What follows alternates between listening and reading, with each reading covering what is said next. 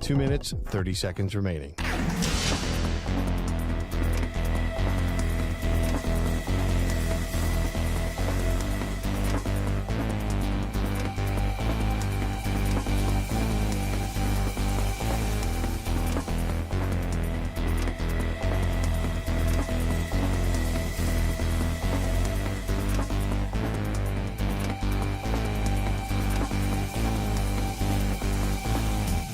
Two minutes remaining.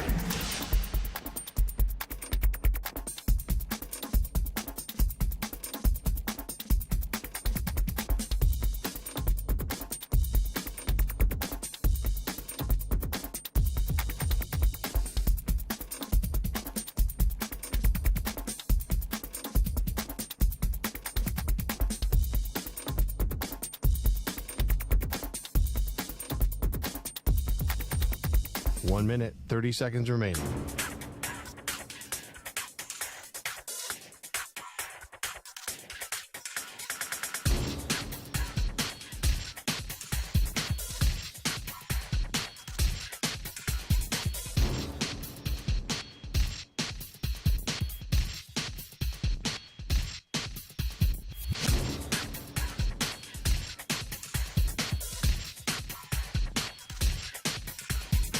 One minute remaining.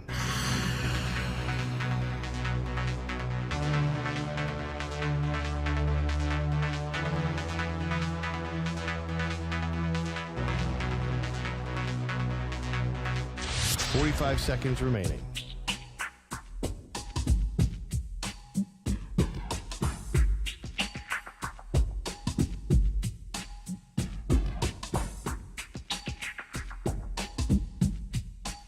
Seconds remaining.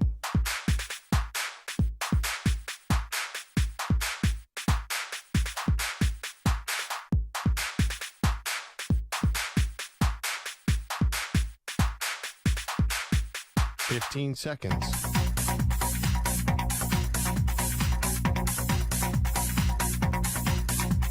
Break ends in 5 seconds.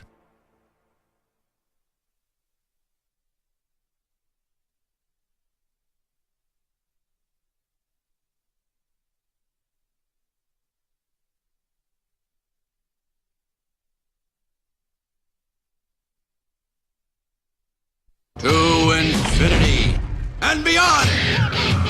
He's live. He's nationwide. This is the Zach Gelb Show.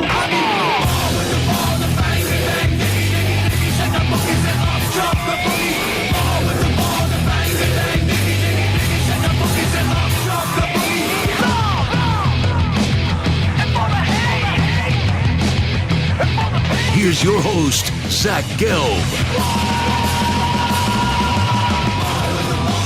Live from the place yet not overly ostentatious studios of the Infinity Sports Network here in beautiful New York City, sitting on top of the 10th floor at 345 Hudson Street. Welcome on in to what is already a Wednesday edition of the Zach Gelb Show across all the great local Infinity Sports Network affiliates, Sirius XM, Channel 158, the free Odyssey app, and of course, streaming live on YouTube. 855-212-4227 is the number to jump on in. That's 855-212-4227. You could always get at me on Instagram, where I'm straight flexing, or via the good old cesspool of Twitter, X, at Zach Gelb. That's ZACHGELB. Whole lot to do today. We will have Jonathan Taylor coming up in 40 minutes from now. I don't know how we have found the way to book this guy each and every week, but Ryan Hot Take Hickey will join us at 4 p.m. Eastern, 1 p.m. Pacific time. And it's listed on my rundown as Ryan Hickey is a Hawk Tua hater, which is something. And then former NFL general manager Thomas Dimitroff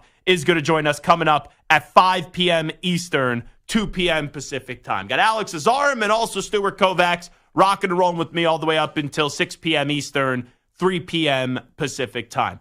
Alrighty, right out of the gate, I'll get to the Jets and the Raiders as they're still in the news in just a second. But let me just spend a moment talking on the ALCS. I almost fell asleep last night, and that game did not start all that late. Turn out the lights. The party's over. Maybe the Guardians get one game in Cleveland, but the New York Yankees are going to the World Series. Don't call me a jinx. Don't call me a mush. You tune into this show to get my honest, truthful opinion. And it's not the first time I said this, because the moment the Astros got eliminated by the Detroit Tigers and Scooby-Dooby-Doo had a wonderful performance in that game one, and then we saw what the Tigers did in game two and waved goodbye to the Astros. Even though this was clearly not a great Astros team this year, the Astros were the only chance the Yankees had at going down because the Yankees are owned by the Houston Astros. But once the Astros did fall, you knew the Yankees were going to the World Series. And quite frankly, it's not about just getting to the World Series. It's about winning it all. Now, Stu, you are the Yankee fan on the show. Your team quickly disposed of the Kansas City Royals in 4 games. It was nice of you to give them 1 game in that game, too. And then we also got to see this Yankees team take a 2-0 lead up against the Guardians, where I don't think in either game the Yankees have been tremendous. The Yankees have been great. And we could see a blowout and it could still be entertaining. Like when the Warriors were with Kevin Durant and Steph Curry and Draymond Green and Klay Thompson, people would say, oh, I'm bored by that. And I'm like, no. Even though we know who's going to win it all, what they did on a basketball court, even though you could hate their guts, it was still exciting because Steph Curry would hit shots from God knows where, and your jaw would be hitting the floor. But the Yankees, even just being good so far, and not even great, I don't think we have seen the Yankees be great yet.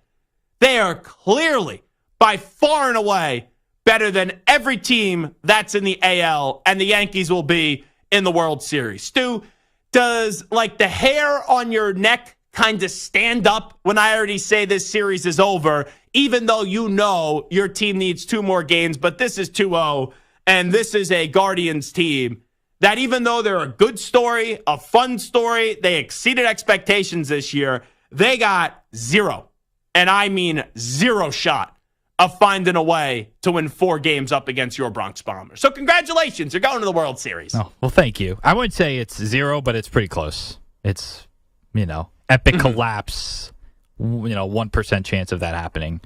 I feel good. What would be worse? That or 04? We know what's worse because you were up 3-0 and it's to the Red Sox. Yeah. But would you view it as the Yankees not getting to the World Series up 2-0? Regardless how it plays out, like however the Guardians find a way to win 4 more games, would that be more disappointing than what the Yankees did in 2004, up 3-0 and having maybe the greatest choke job of all time that we've ever seen in sports, with your team not being able to win 1 more game and allow the Red Sox to go in and break the curse? Still think 04 is worse. So 04 is worse from the Yankee fan standpoint? Yeah. But in terms of, it's tough to say that the Guardians one would be more embarrassing, but at least that the Red Sox team a great team. is a great team. They have iconic players. I know Ramirez is a stud, an absolute stud with the Guardians, but you look at the Red Sox, they had Manny Ramirez, they had Big Papi, they had Pedro Martinez, they had Curt Schilling.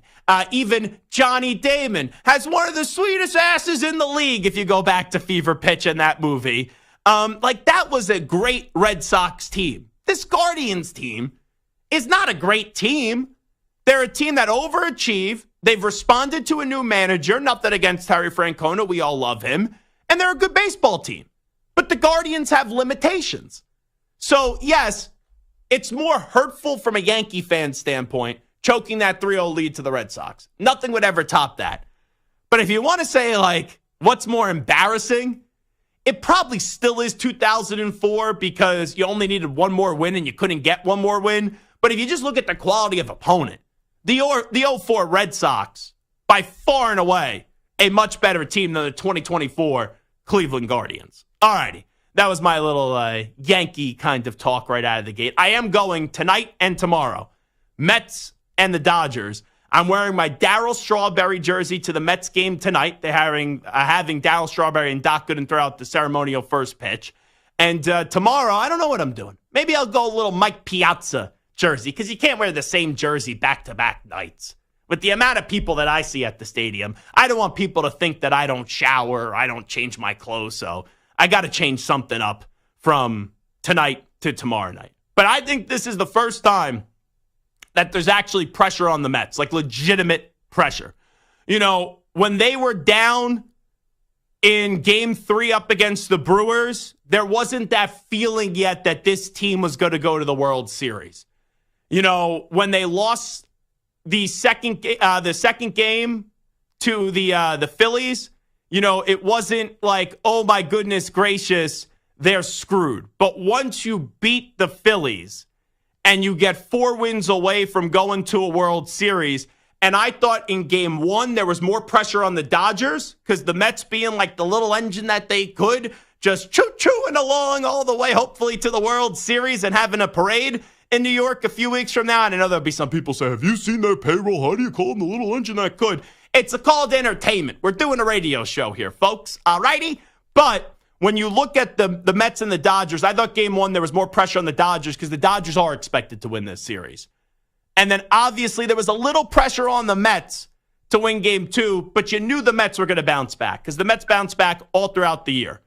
But for the Mets tonight, I think this is the first time this postseason where there is legitimate big-time pressure on them because now there's a belief that this team can get to the World Series being 3 wins away.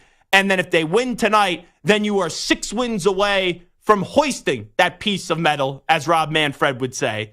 So I think tonight it's more important for the Mets to win than the Dodgers because if you win tonight, you should be able to go get 1 more and then the next 2 at Citi Field. So you still have to go back to L.A. But then if you tell me you give this Mets team at most potentially 2 chances to win 1 game, even up against this great Dodgers team, I will trust the Mets to get the job done. So I truly do believe if the Mets could snag 2 out of 3 at Citi Field, they're going to the World Series. It's just how I feel. Once again, if you don't like the opinion, if you disagree with the opinion, you could always give me a call, 855-212-4227. But you tune into this show to hear my opinion. And that's what I give you, is my opinion. All righty. NFL-wise, there is a lot going on. We kind of broke everything down yesterday, looking like the Steelers, for whatever reason, are going back to Russell Wilson and they're benching Justin Fields. That's what it appears like. We saw the trades go down yesterday. Bills going out and getting Amari Cooper. Before that, the Jets getting Devontae Adams. But I look at that deal that was made between the Jets and the Raiders. Stu, when you look at a hope kind of feeling, do you have any hope outside of your owner, Mark Davis, saying they are not trading Max Crosby? Is there any hope long-term, even with getting Mr. Tommy Brady now, being a part of the ownership group with Richard Seymour for the Las Vegas Raiders? Do you have any tangible hope with this organization moving forward, yes or no? No, it would have to be a lottery ticket getting the next generational quarterback for me to have any hope at this point. Which is like when, I don't know, you're 7th, 8th grade and you have a crush on someone, like how Zach Gelb once had a crush on Beyonce, and I was like, oh, one day I would love to marry Beyonce. Here's a breaking news item. Beyonce was never marrying Zach Gelb and wouldn't even consider going on a date with me. That's just the reality of the situation. The fact that they even once let me in the same room as Beyonce, it was a large convention hall at the Super Bowl, someone should have got arrested for that. Now, if I'm just being honest, someone should have arrested letting me get within 5 feet of Beyonce. And I love Beyonce. So if you ever want to ditch Jay-Z, even though I love Jay-Z, sorry, Jay, I'll take all the heat from you and all the smoke from you if it means I get to go on a date with Beyonce. But, like, if that's where you're going for, if we could get the next Mahomes, alrighty. When you're reaching for the stars and trying to outkick your coverage on every girl you're trying to sleep with, eventually you have to lower the standards. If, you want to be happily married one day or, at least married one day. So, anywho, the Raiders don't have hope. And quite frankly, I don't think the Jets have hope. Because even though the Jet fan could now still be a little bit more optimistic about the Jets making the postseason, you didn't get Aaron Rodgers to just make the postseason. And the Jets have, let me check, a 0.0% chance of making the Super Bowl and winning the Super Bowl with Aaron Rodgers. Just the way that I feel. So, with the Jets having no hope to reach their dreams and aspirations, the Raiders, I don't even know if you can have dreams and aspirations, but there's no hope with that organization right now. Who are some teams right now in the National Football League that you look at their outlook and you look at where they're currently constructed and you can't even if you squint your eyes as close as possible, And you can't even envision a way that those teams have any hope right now. So the Jets are one, the Raiders are one. You know, you look around in the AFC North, I'll throw the Cleveland Browns in there. You're paying all that money to Deshaun Watson. The only hope is that maybe at the end of this year, this experiment ends, but you still owe him all that money because his contract is fully guaranteed. The Browns had a window. The Browns made the playoffs twice, and one was, well, both are without Watson, but one was when you weren't paying Watson, one was when you were paying Watson. I don't even know what you say to Cleveland anymore because that's still a good roster, but the quarterback position has totally paralyzed the rest of the organization. When I look at teams with no hope, I would say the Tennessee Titans and the Jacksonville Jaguars have no hope. Like the Jaguars' hope is to one day be the Dallas Cowboys of the last 5 years, where you're not winning a Super Bowl, but you're paying a quarterback great money, but you don't know and you don't think that quarterback is actually great, and maybe at best he could be really good. And for Tennessee, you have no more Derrick Henry. You're basically rebuilding. You've signed some older players, but you don't got a quarterback. So when I look in the AFC, I don't think you could throw any other teams in there as totally no hope. But the Jets right now have no hope. I would say the Raiders have no hope. The Browns have no hope. And I would say Tennessee and Jacksonville have no hope. And I know some people would say, oh, well, Zach, what about your Patriots? The hope is Drake May. Like for the Broncos, I don't believe Bo Nix is going to be a stud, but at least there's hope. At least you're not at a point yet where you could say he's definitely not your franchise quarterback. Then we go to the NFC. The Giants have no hope. Like they got Malik Neighbors. They got some good defensive players, but they don't have enough playmakers and they don't have a quarterback. And who knows? I like Shaden Daboll, but I don't know if they're going to be back next year. The Dallas Cowboys, you have no hope. You have a team right now that is overpaying Dak Prescott because you had to. You have an owner who cares more about getting into fight with radio hosts and stirring up drama, and he evaluates winning not by who has the most points on the scoreboard at the end of the game, but by how much drama he could stir up. I want to get into business with Jerry Jones, and it has nothing to do with football. Like you would think, oh, Zach, you love football. That's your passion. That's all you talk about. Football, football, football, football. If I could have a meeting with Jerry Jones, I would pitch him on Let's Create a Reality TV Show. Because Jerry Jones would be like the greatest reality TV writer ever. So let's go do the Real Housewives of New Jersey and have Jerry Jones take over that show. Because it's already electric television. It would get even better. Or maybe we'll have Jerry Jones hit up my guy, my friend, Mike The Situation, and we'll have Jerry Jones start writing for Jersey Shore, which, yes, I still watch each and every Thursday. Or technically, I watch it each and every Friday because, I don't watch it right when it comes out on Thursday. I wait till the next day on Friday to then go watch it before I go to the gym on Friday mornings. Other teams, though, with no hope. I think all the teams in the NFC West have some hope. All the teams in the NFC North have hope. The NFC South. I'm going to say two teams here. The Saints, you're stuck. You're not terrible. You're not great. You could be an 8-9 win team. That's not a good spot to be in. And then the Carolina Panthers. I just don't know what mood David Tepper's going to wake up in each and every day. And Bryce Young, they benched him. They may go back to him at some point. He's not the dude. And that roster, even their good players are getting hurt, but that roster has got a lot of work to do. So I would say right now, when you look at all 32 teams with no hope for the immediate future, the Saints, the Panthers, I would then say the Giants, the Cowboys, and then when you look at the AFC in totality, the Jets, the Raiders, the Browns, and then Tennessee and Jacksonville.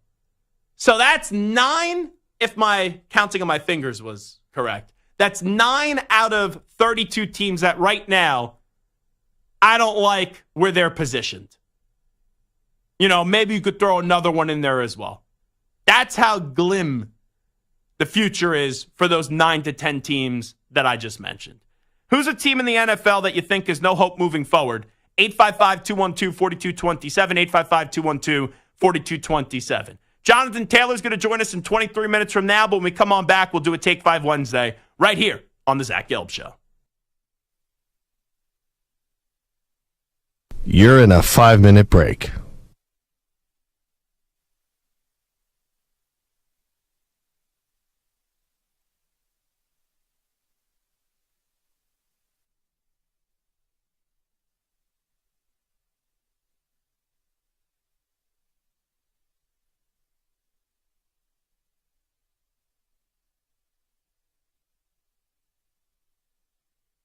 Four minutes, 30 seconds remaining.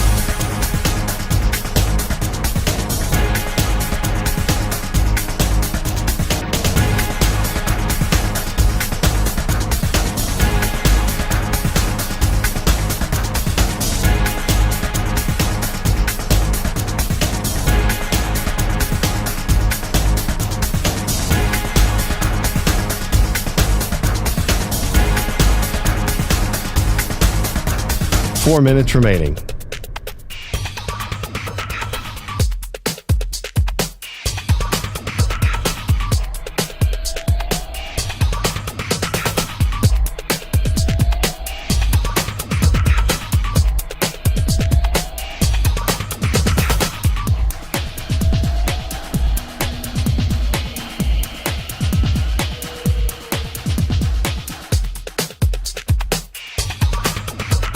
Three minutes, 30 seconds remaining.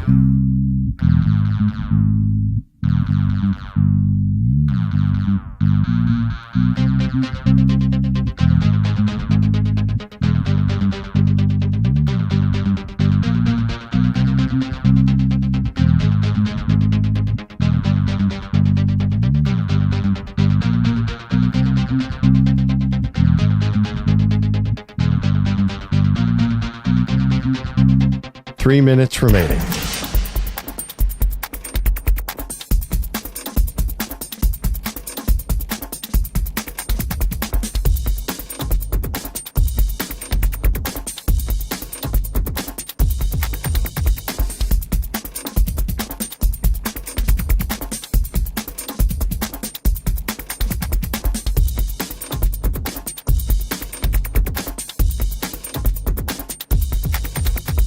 Two minutes, 30 seconds remaining.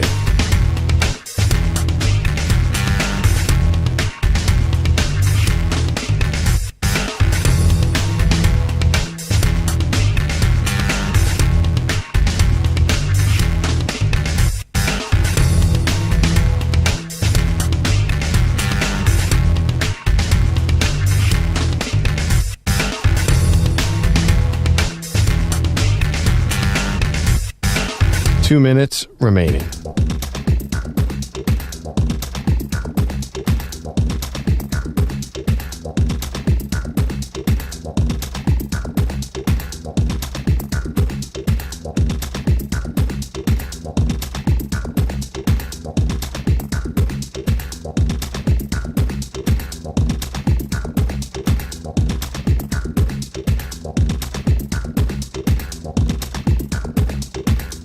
One minute, 30 seconds remaining.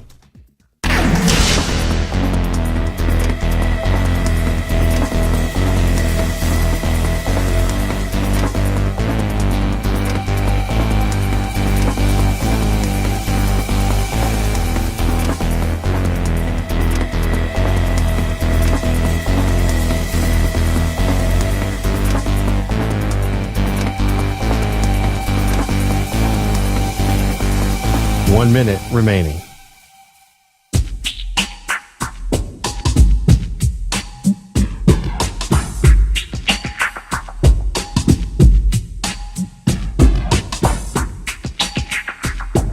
Forty-five seconds remaining.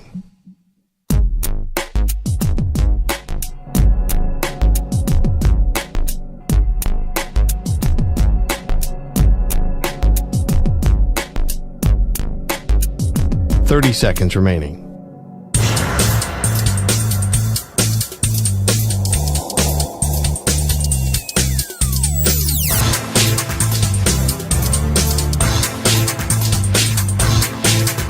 15 seconds.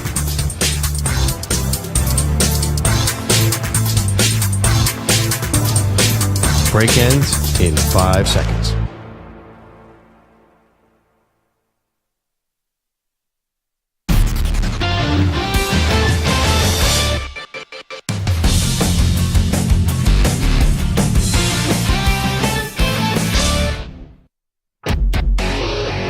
As the dust settles from last week's games, it's time to look at which teams are rising and which are falling. And there's an interception. Zach ranks his top 5 NFL and college football teams on this week's edition of Take 5, only on the Zach Gelb Show. Alrighty, let's start off with college football. It is a Take 5 Wednesday on the Zach Gelb Show. I ranked my top 5 NFL and college teams.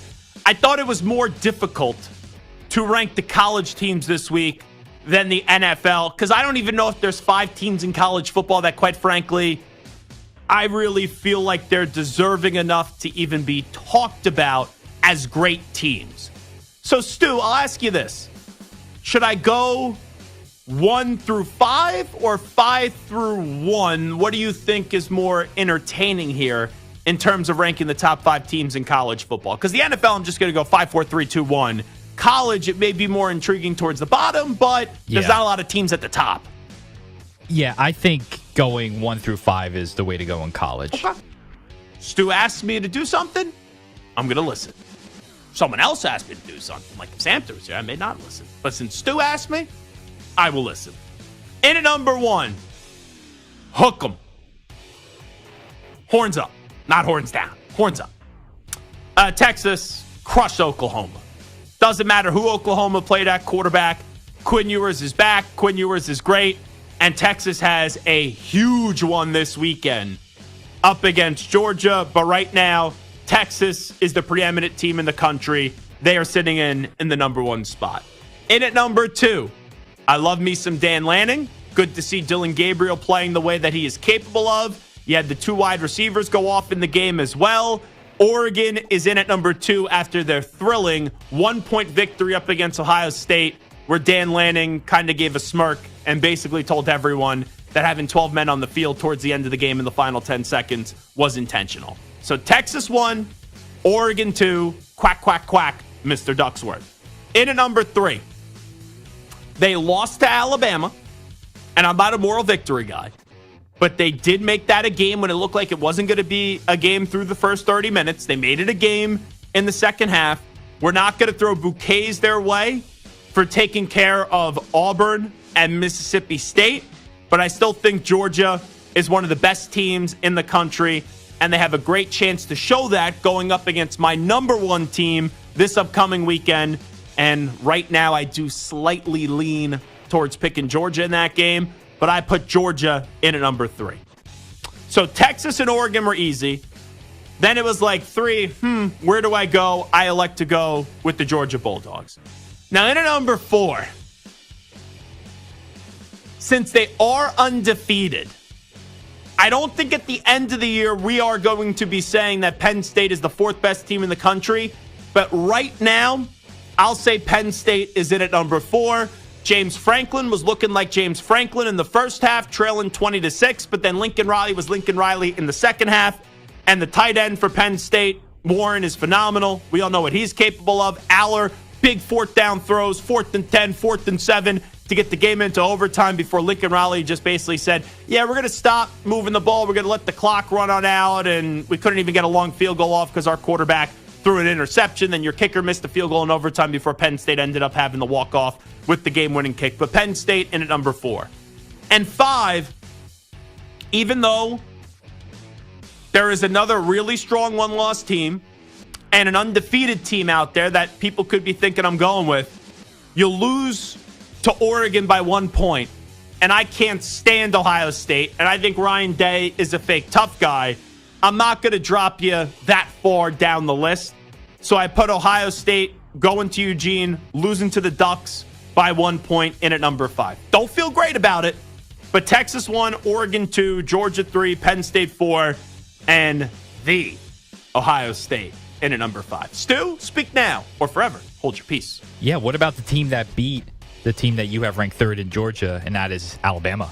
So I kept Alabama in my top 5 last week, even after losing to Vanderbilt because of the win up against Georgia. But when you follow it up with a underwhelming performance against the Gamecocks of South Carolina, where you kind of just wiped a lot of sweat off your head at the end of that game, and you had the game won, and then you almost lost the game, even though I love Kalen DeBoer and I love Jalen Milroe, and I think that Alabama team can be there at the end of the year. I picked him up against Georgia in the national championship game. I don't know what to think anymore about Alabama because how it looked since halftime up against Georgia, how they just got totally outclassed by Vanderbilt, and then had a performance against South Carolina. So that's why Alabama is not in. What about a team that is still undefeated in the Miami Hurricanes at 6-0? So I thought about putting them in. They were on a bye week last week. They had to have that massive comeback, 25 points down to survive up against Cal. I think they're good. Cam Ward has a chance to win the Heisman. Right now, it's still lean towards Ashton Genty or Travis Hunter before Cam Ward. But right now, Cam Ward would be the front runner for the quarterbacks for the Heisman Trophy. But to me, they're coming off a bye week. I think they're just a product of the ACC not being all that great. You know, they're good. Miami should be in the college football playoff, but I'm not ready to say they're a top 5 team in the country. All right, last one. What about a team that's won 5 straight? Overtime win over Ole Miss this past week, LSU. No. I just can't believe this year in Brian Kelly in a big game, and he lost to USC to open up the season. So, yeah, you win 5 in a row. That's nice. I don't think that team is going to the college football playoff this year. So they're out of the top 5. All righty, NFL. In at number 5, they beat the Commanders. Lamar Jackson and Derrick Henry looks like right now an unstoppable 1-2 punch. They have a few losses on the resume, but the back-to-back weeks performances up against the Bengals, followed up with a nice performance up against the Commanders, put the Ravens in at number 5. In at number 4, I know it's the Pats, but Will Anderson was awesome. The Texans crushed the Pats. I put the Texans number 4, and they beat Buffalo 2 weeks ago, too, which was a good win. In at number 3, I know they lost Aiden Hutchinson, but they were kicking the crap out of the drama Dallas choking Cowboys. And the Detroit Lions, they have a Super Bowl feel to them, and that's why I think it's imperative right now that Brad Holmes and Dan Campbell, they got to be aggressive from now to the deadline and bring somebody else into the defensive side of the ball, not to replace Aiden Hutchinson, but to enhance that defense, because that's a Lions team that right now, if you ask me at the end of the year, who do you think will be the best team in the NFC? Right now, gun to my head, I'm saying it's the Lions, and then if it's not the Lions, I would say it's the 49ers. But this is in the right now moment ranking these teams. Lions in at 3. In at number 2, coming off a bye, undefeated. If you're undefeated, and when it comes to the NFL, there's only 2 undefeated teams standing, I'm going to still keep you in the top 5. And Sam Darnold's been magnificent this year. Brian Flores, if it wasn't for the lawsuit, I think he would be in line to be a head coach next season because he's done a great job with that defense. And you got Justin Jefferson. I will put the Vikings in at number 2, and I will be curious if the Vikings will be staying in the number 2 spot. Could they go up to 1 next week, or could they fall back because they have a great Week 7 game up against the Detroit Lions? That's a 1 p.m. Eastern time game. That has like a 4:25 feel to me, or even an 8:20 Sunday Night Football game, but you get it at 1 o'clock. Before the season started, people didn't have high expectations with the Minnesota Vikings. And at number 1, coming off a bye, they're the Kansas City Chiefs. They could lose Rashee Rice. They could lose Isaiah Pacheco. You dust off Juju Smith-Schuster, and you bring back Kareem Hunt, and we know how good that they all of a sudden look. Mahomes is still the quarterback. Mahomes hasn't even played great, but Steve Spagnuolo with this defense has been unbelievable and has been phenomenal, and that defense has been better than the offense for now over a year. So the Chiefs are in in at the number 1 spot until someone takes them down. But they do play the 49ers this week. And I'll give you a quick prediction. I think we will have no more undefeated teams after this upcoming week of football. I think the Lions are going to beat the Vikings, and I think the 49ers are going to beat the Chiefs this upcoming week. But anyway, the top 5, Chiefs 1, Vikings 2, Lions 3, Texans 4, Ravens 5. Stu, speak now, forever hold your peace. Yeah, what about those 49ers who are now 3-3 on the year? Good win against the Seahawks. Brock Purdy, really good quarterback. But with that being said, you got 3 losses on the resume. They get the benefit of the doubt. But let's see them go out there and take care of business up against the Chiefs, and then I can guarantee you they'll be in the top 5 next week. All right, what about the Bills after snapping their 2-game winning streak with a win over the Jets? A win over the who? The Jets. Yeah, that's the why they're not Devontae in the top Adams 5. less Jets. Yeah, that's why they're not in the top 5. And that's nothing against the Bills. I like the Bills. I think the Bills are going to win the AFC East. I like the acquisition of Amari Cooper, but you're not in the top 5 just because you beat the lousy Jets. All right, team that's won 2 straight, and I mean they lost to the Vikings. What about the Packers? 4-2. So here's the thing: Green Bay at the end of the year, or maybe in a few weeks, could be in the top 5. Maybe after next week, could be in the top 5. You look at the roster, though. I know they won without Love, and they took Indianapolis and Tennessee down. Then they get Love back. They lose to Minnesota. They beat the Rams, who are underachieving because of all the injuries, and then you blow out the Cardinals. They don't have a great win on that schedule yet. Their wins are Indianapolis, Tennessee, Los Angeles, and then Arizona. Now they play the Texans, and in 2 weeks from now they play the Lions, and then the Niners are down the road in November. They got some opportunities to get big wins that would then catapult them through the top 5. But I think they're another one of those teams, week away. Nice win up against the Cardinals. You blow them out 34-13. Love went off in the game. Now go take care of a top 5 team in the Texans, and you'll be in the top 5 next week. So it's a table setter kind of week for a lot of these teams in Take 5 Wednesday, where then we'll see if they're going to catapult themselves and elevate themselves into the top 5 a week from today. All right, it is the Zach Gelb Show on the Infinity Sports Network. We will take a timeout. When we come on back, the great Colts running back, Jonathan Taylor, is going to be joining us. Will he be making a return to the NFL field this weekend? And also, is it the right decision, assuming the Colts stay with it, in going back to Anthony Richardson after Joe Flacco's recent success with the ball club? Update time. Here it is. The Ackman, Rich Ackerman. Infinity Sports Network. Sports Flash. And it's sponsored by Progressive Insurance. Protect your family, your phone, and your furry friends with life, electronic device, and pet health insurance. The Saints have a short turnaround this week and will be down a key player with receiver Chris Olave out with a concussion. Also, receiver Rashid Shaheed is undergoing knee surgery. Giants left tackle Andrew Thomas will miss a lot of time for the second straight year, done for the season after having surgery for a Lisfranc injury. The Colts welcome the return of quarterback Anthony Richardson to practice today, and the Jets' newest acquisition, Devontae Adams, is expected to play Sunday after missing time with a hamstring injury. The Dodgers and Mets take the field tonight for Game 3 of the NLCS, even at 1. After a dominating performance in the series opener, the Dodgers were much quieter in Game 2, especially the top of their lineup. The top 5 hitters were combined 0 for 19, and manager Dave Roberts preaching patience to his big stars. You have to be willing to just continue to hold until you get your pitch, and if not, knowing that opposing pitchers are not going to, quote unquote, let you beat them, and you have to be willing to be patient. Roberts will send Walker Buehler to the mound while the Mets counter with Luis Severino, and the Lynx and Liberty tip off in Game 3 of the WNBA Finals, even at 1. I'm Rich Ackerman. Hey sports fans, it's JR from the JR Sport Brief. Check us out 24/7 on your local affiliate or the Odyssey app.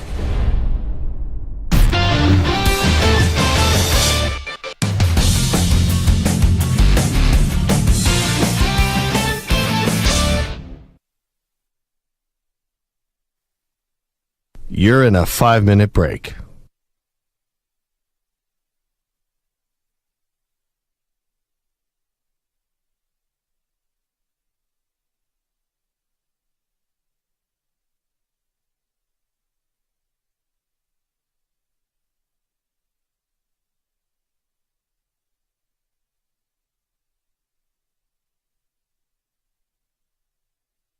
Four minutes, 30 seconds remaining.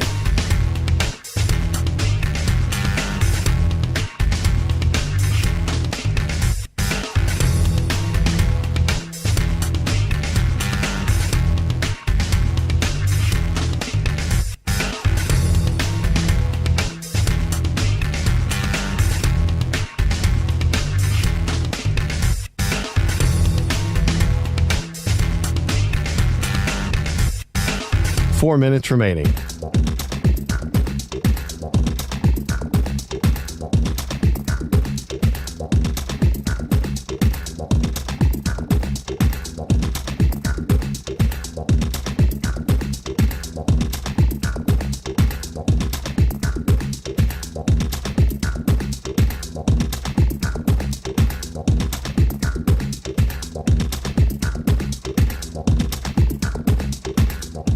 3 minutes, 30 seconds remaining.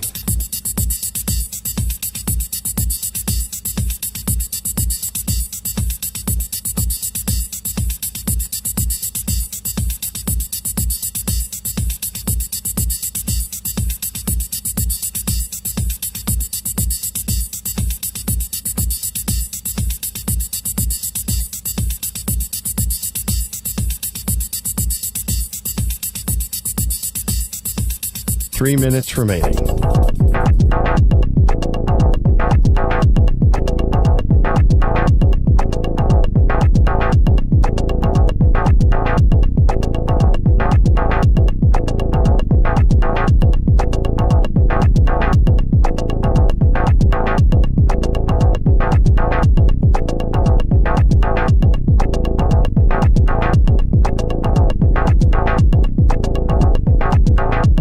Two minutes, 30 seconds remaining.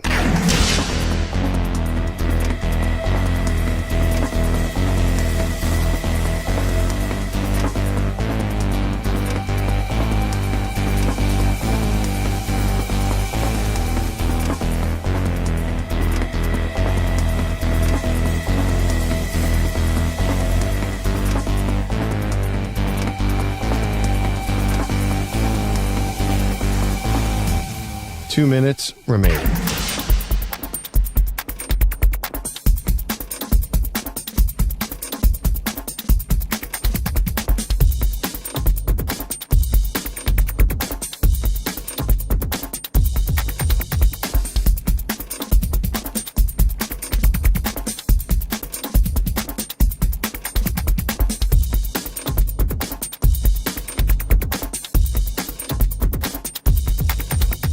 One minute, 30 seconds remaining.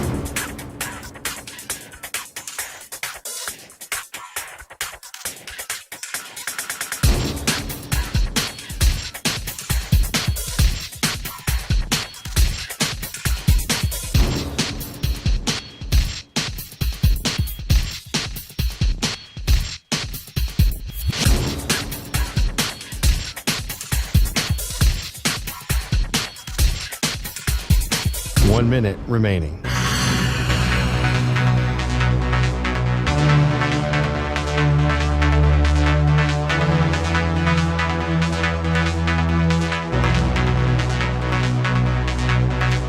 Forty-five seconds remaining.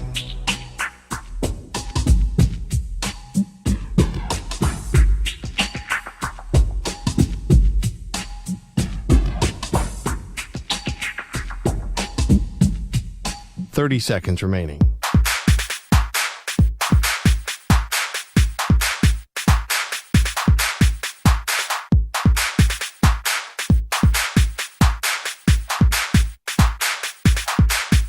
Fifteen seconds.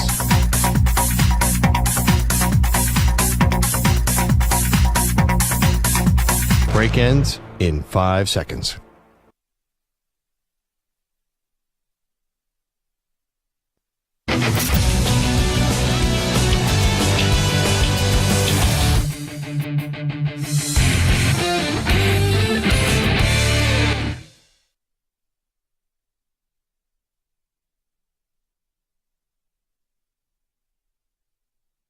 Alrighty, rock and rolling. It is the Zach Gelb Show, coast to coast on the Infinity Sports Network. Let's welcome in one of the best running backs in the NFL right now from the Indianapolis Colts. And that, of course, is Jonathan Taylor, who's here with us today on behalf of Dairy Queen. Jonathan, appreciate the time. How you been? How are you, man? I appreciate you having me on. I'm super excited. We're coming off a win, so it's always a good day. Yeah, and I know that you were able to sauce and toss some chicken strips today with your quarterback, Anthony Richardson. Tell me what you're doing with Dairy Queen. Yeah, so today was actually a super fun day. It's our off day, but anytime I have some downtime, I always love to touch base back with the community. Any place I love to call home.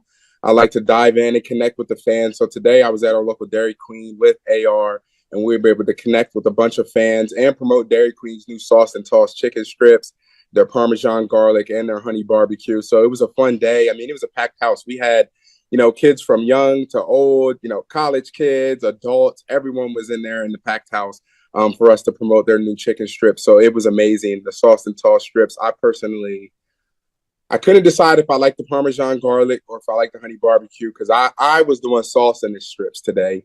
but I might have to go with the honey barbecue. It's a classic, and it was also a fan favorite today. Are you a ranch or a blue cheese guy? Bigger question. I'm a blue cheese guy. I'm from the Northeast. I'm Good. a blue cheese guy for sure. That's automatic, blue cheese. Yeah, because when I do these like pre-draft interviews, that's a big character question of mine. And if people say ranch, I lose my mind. But you're right. Us East Coast guys, we go blue cheese. When you get down south, it's usually more ranch. Yeah, the blue cheese. But the blue cheese, I feel like just makes it and puts it all together. I feel like you have to go blue cheese. Yeah, no, you're definitely speaking my love language right now when it comes to wings and chicken strips as well. Jonathan Taylor here with us. So I have to ask you a question. I know you got fed today. I know you were having fun with the fans, but how is that ankle feeling right now? The ankle's definitely feeling better. Progressing throughout the weeks.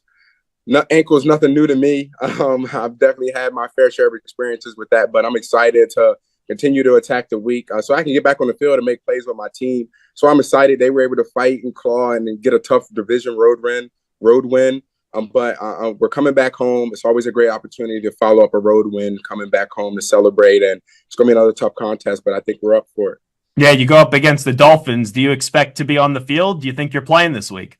Hopefully. That's why I'm continuing to attack it. I still have to go Wednesday, do some more tests with the trainers, and hopefully I'm able to at least get back out on the field because at the end of the day, you want to be out there with your brothers. You want to be out there with the guys you've been putting work in.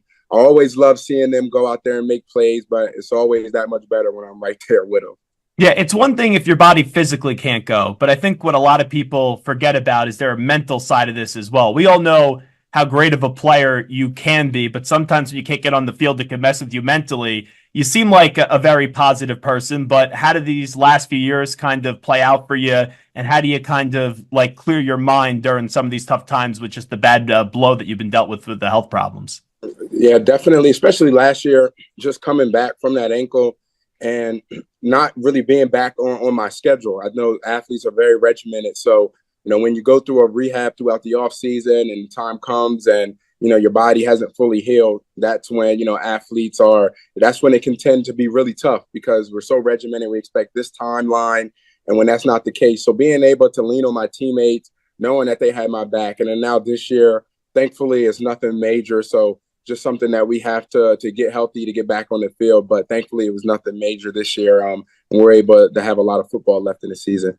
Yeah, and it's an unfortunate part of the game. You've dealt with the injuries. I know your quarterback, Anthony Richardson, has dealt with them as well, currently being out, but expected to return coming up against the Dolphins. Just you going through this now as a friend, what advice can you kind of offer to Anthony who's going through this the last 2 years? Number one, just tell him to attack every day. Sometimes the goal can seem very far away, but if you attack each and every single day, you never know the changes and the leaps and bounds you can make within 3-4 days. If you just go in there with a positive mindset each and every single day and whatever rehab rep or strengthening exercise you're doing, just attack it. Because like I said, you never know. It could be day 4 and there could be a tremendous jump in how you're feeling. So every single day, attacking it head first. If Anthony Richardson, Jonathan Taylor can stay healthy, what could he be as a quarterback in this league? Well, I think that even regardless of myself, I think Anthony has all the tools to go out there and be an elite quarterback. I think you guys have seen just some of the plays and things he's able to do on the field that no one else can do. So I just know that not only for myself, I just want to be there to help him, ease that burden for him, because I know being a quarterback is a tough job. So anything I can do to alleviate the passing game and to let him go out there and be electrifying, I'm all for it. You guys have a fun offense if everyone can get on the field with you, Jonathan Taylor. We see what Alex Pierce has been able to do. And then Michael Pittman Jr., man, that catch was really something last weekend. Michael Pittman Jr. he's a playmaker for us. He's a super clutch playmaker for us. And that's why he's a captain. He's a leader on our team. He's tough as nails. And I just think that's someone you need to have on your team, you want to have on your team. Everyone should want to have a Michael Pittman Jr. on their team. Jonathan Taylor here with us on behalf of Dairy Queen for a few more moments. I know you've been in and out of the lineup. The team got off to a slow start, starting off the season 0-2, but since then they've won 3 out of the last 4 to pull to 3-3. What have you noticed, whether you've been on the field or not, that has changed with this ball club? One, I've just noticed the mentality of the young guys, whether they're coming onto the field or coming off of the field. You can see it in their eyes. They're ready to go out there, step up, and make plays, and that's what those elite teams do. It's about the depth. It's about the guys that are coming in on the field. Can they make plays? Can there be no drop off? because we all know it's going to take everybody on the team in order to get to where we want to go, which is to be a championship team. And how about the ageless wonder at the quarterback position, Joe Flacco? He's really been something going back to last year and what he's carrying over in this limited opportunity this season. There's not much that a defense can throw at Joe. I mean, he's a true professional. He's a true vet. And seeing how calm and poised he is in the huddle, when he breaks the huddle, when things break down in the pocket, he's able to stay calm, cool, collected, deliver the ball, and able to take us up and down the field. So it's special to be in the backfield with Joe. I know Anthony is considered to be the future, but sometimes if something isn't broken, you don't try to fix it. With what Joe's been able to do, I know Shane Steichen said, hey, as long as Anthony's healthy, he's going to be starting this weekend. Do you think that's the right decision to go back to Anthony? Oh, definitely, especially if Anthony is healthy. I know that he's been dealing with an injury, so being able to protect him and make sure, he's a true competitor. And even myself, there's been times that the coaches have done it with myself. You want to go out there, but as you go through the test throughout the week and you're not fully healthy, not fully ready to go out there, it's their job to be able to sometimes protect yourself from yourself, because us being competitors, we want to be out there, whether we have limbs falling off, but we love the game so much. So just being able to get Anthony fully healthy, because we know how electrifying he can be, because when he's on the field, he's pretty hard to stop. Well, we know if you get back in the lineup this weekend, we know what you're capable of. But for you, with some of the time that you've missed, just individually, I know you're such a team guy, but separate the team component for a bit. What do you want to individually prove to the football world when you're full go, ready to go and rock and roll for the rest of the way? Number one, I just want to prove to the world that, when I'm in the game, I'm able to help my team win games. I'm able to be an impact player. Just something that I've always prided myself on was being able to be reliable and knowing that, hey, if there's something that needs to be had, whether it's a 4th and 1, whether it's a 3rd down conversion, whatever it is, you can count on me to do my fair share in order to make sure that we go ahead and get it, because that's what it takes. It's going to take tenacity. It's going to take hard work and strong willpower in order to be a championship team and to be a championship kind of player. I know you have your eye on so many different things in the NFL and college football. So the last thing I'll ask you, Jonathan Taylor, have you seen Ashton Genty at Boise State play? Because through 6 games, he has 1,248 rushing yards and only 126 carries, and he has 18 total touchdowns. He looks like he's going to be a big player coming up on Sunday soon. Yeah, I definitely started hearing his name and then, saw the stat line, and the yards are amazing. But another thing I'm looking at is so early in the season, you said 18 touchdowns. For me, anytime you can be a dynamic playmaker and put points on the board, I mean, what have they played, like 5 games so far? I mean, you already have 18 touchdowns. That's literally insane. You are a true difference maker for your team. So one, I'm super happy to see it. I'm happy to see the running back play get to such a high level, because that's literally insane. So I'm excited for him. I hope he continues to push through, because with those kind of stats, I mean, you're looking at nothing else other than the Heisman. And also, hey, you got a sauce and toss, right? With a little Dairy Queen chicken strips, right? That's what you advise him to do. Listen, you got a sauce and toss. If you look and check out an interview, the live event, I show you the technique with the left hip on how to properly sauce and toss.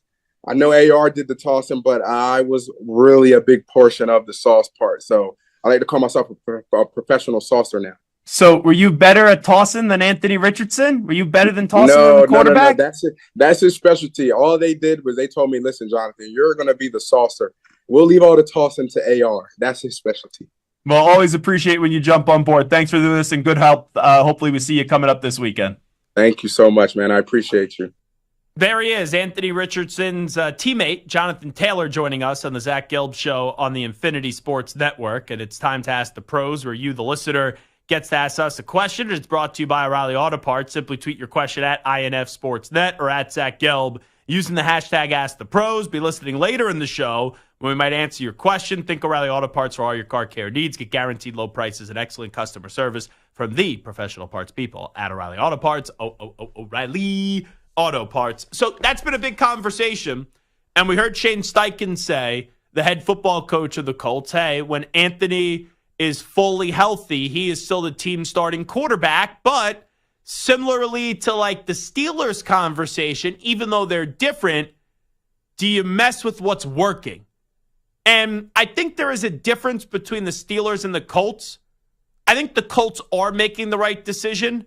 going back to Anthony Richardson, because even though I have my questions about Anthony Richardson being a franchise quarterback, and we haven't seen him put it all together, but you see some plays where you're like, oh, wow, he can be the dude, but he struggles to stay healthy. The accuracy is an issue, but there hasn't been enough time yet on the field in the NFL to say he's not the dude and he's not the guy.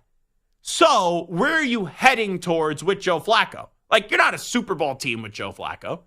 It would be different if you were a Super Bowl team with Joe Flacco, but that's why you go back to Anthony Richardson. So I think the Steelers situation, even though they're talked about similarly, is different than the Colts situation. When you look at the Steelers, I do think there's more upside with Justin Fields, but Justin Fields has also been the one that's playing currently. Russ used to be great. Russ hasn't been great in a long time. So to make this change to go to Russell Wilson now, as you get ready to go up against the New York Jets on Sunday Night Football and the following week the Giants, it could work, but it seems unnecessary. And it seems like Mike Tomlin believes that he owes something to Russell Wilson, which if this was Russell Wilson 5 years ago, yeah, this isn't even a conversation. But this isn't Russell Wilson 5 years ago.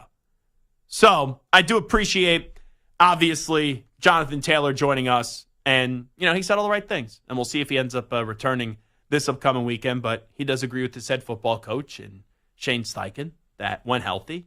And I do think we'll see Anthony Richardson on the field this upcoming weekend against the Miami Dolphins. When healthy, Anthony Richardson will be back. Now, you have a better chance to win with Joe Flacco? That's a different conversation.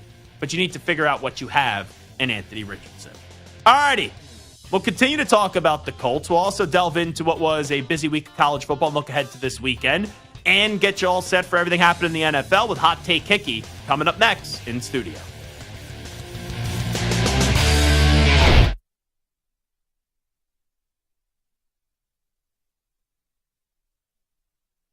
You're in a 5-minute break.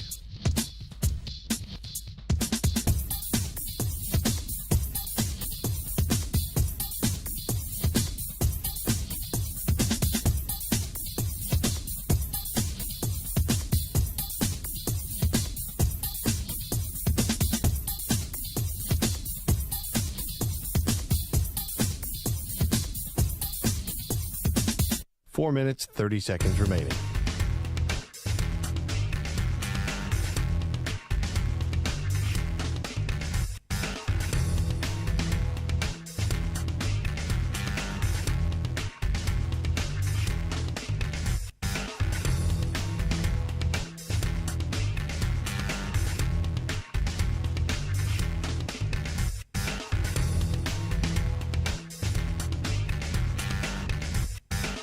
Four minutes remaining.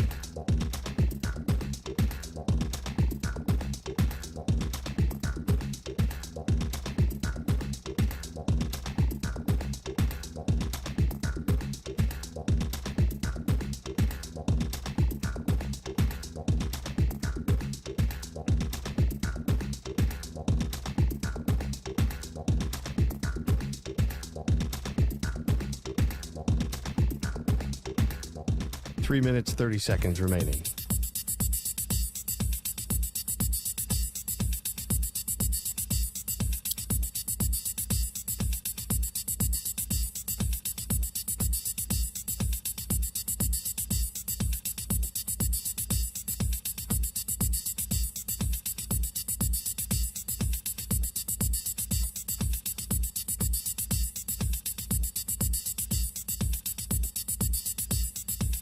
Three minutes remaining.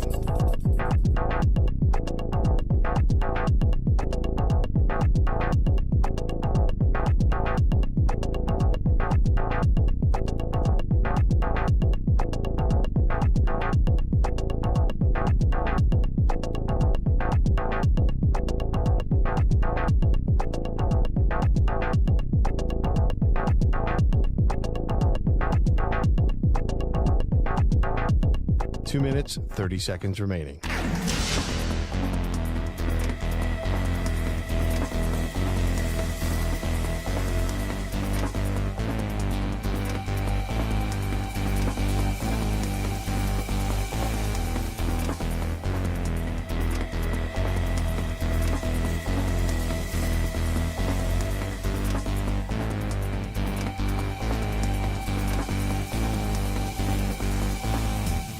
2 minutes remaining.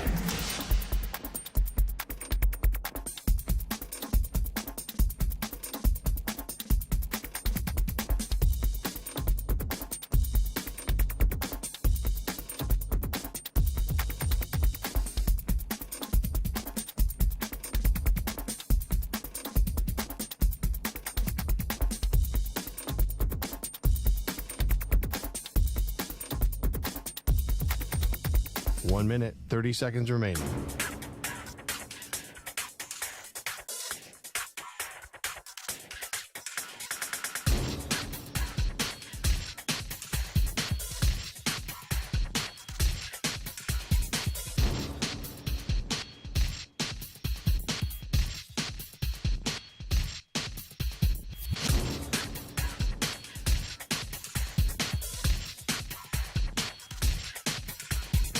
One minute remaining.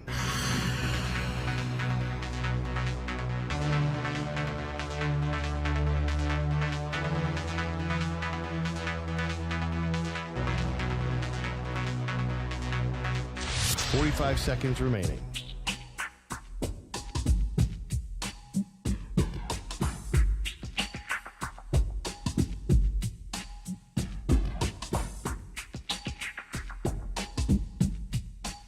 Seconds remaining.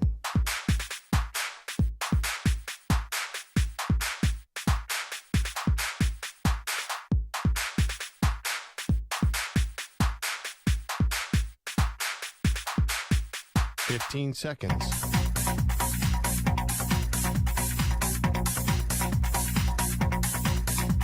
Break ends in 5 seconds.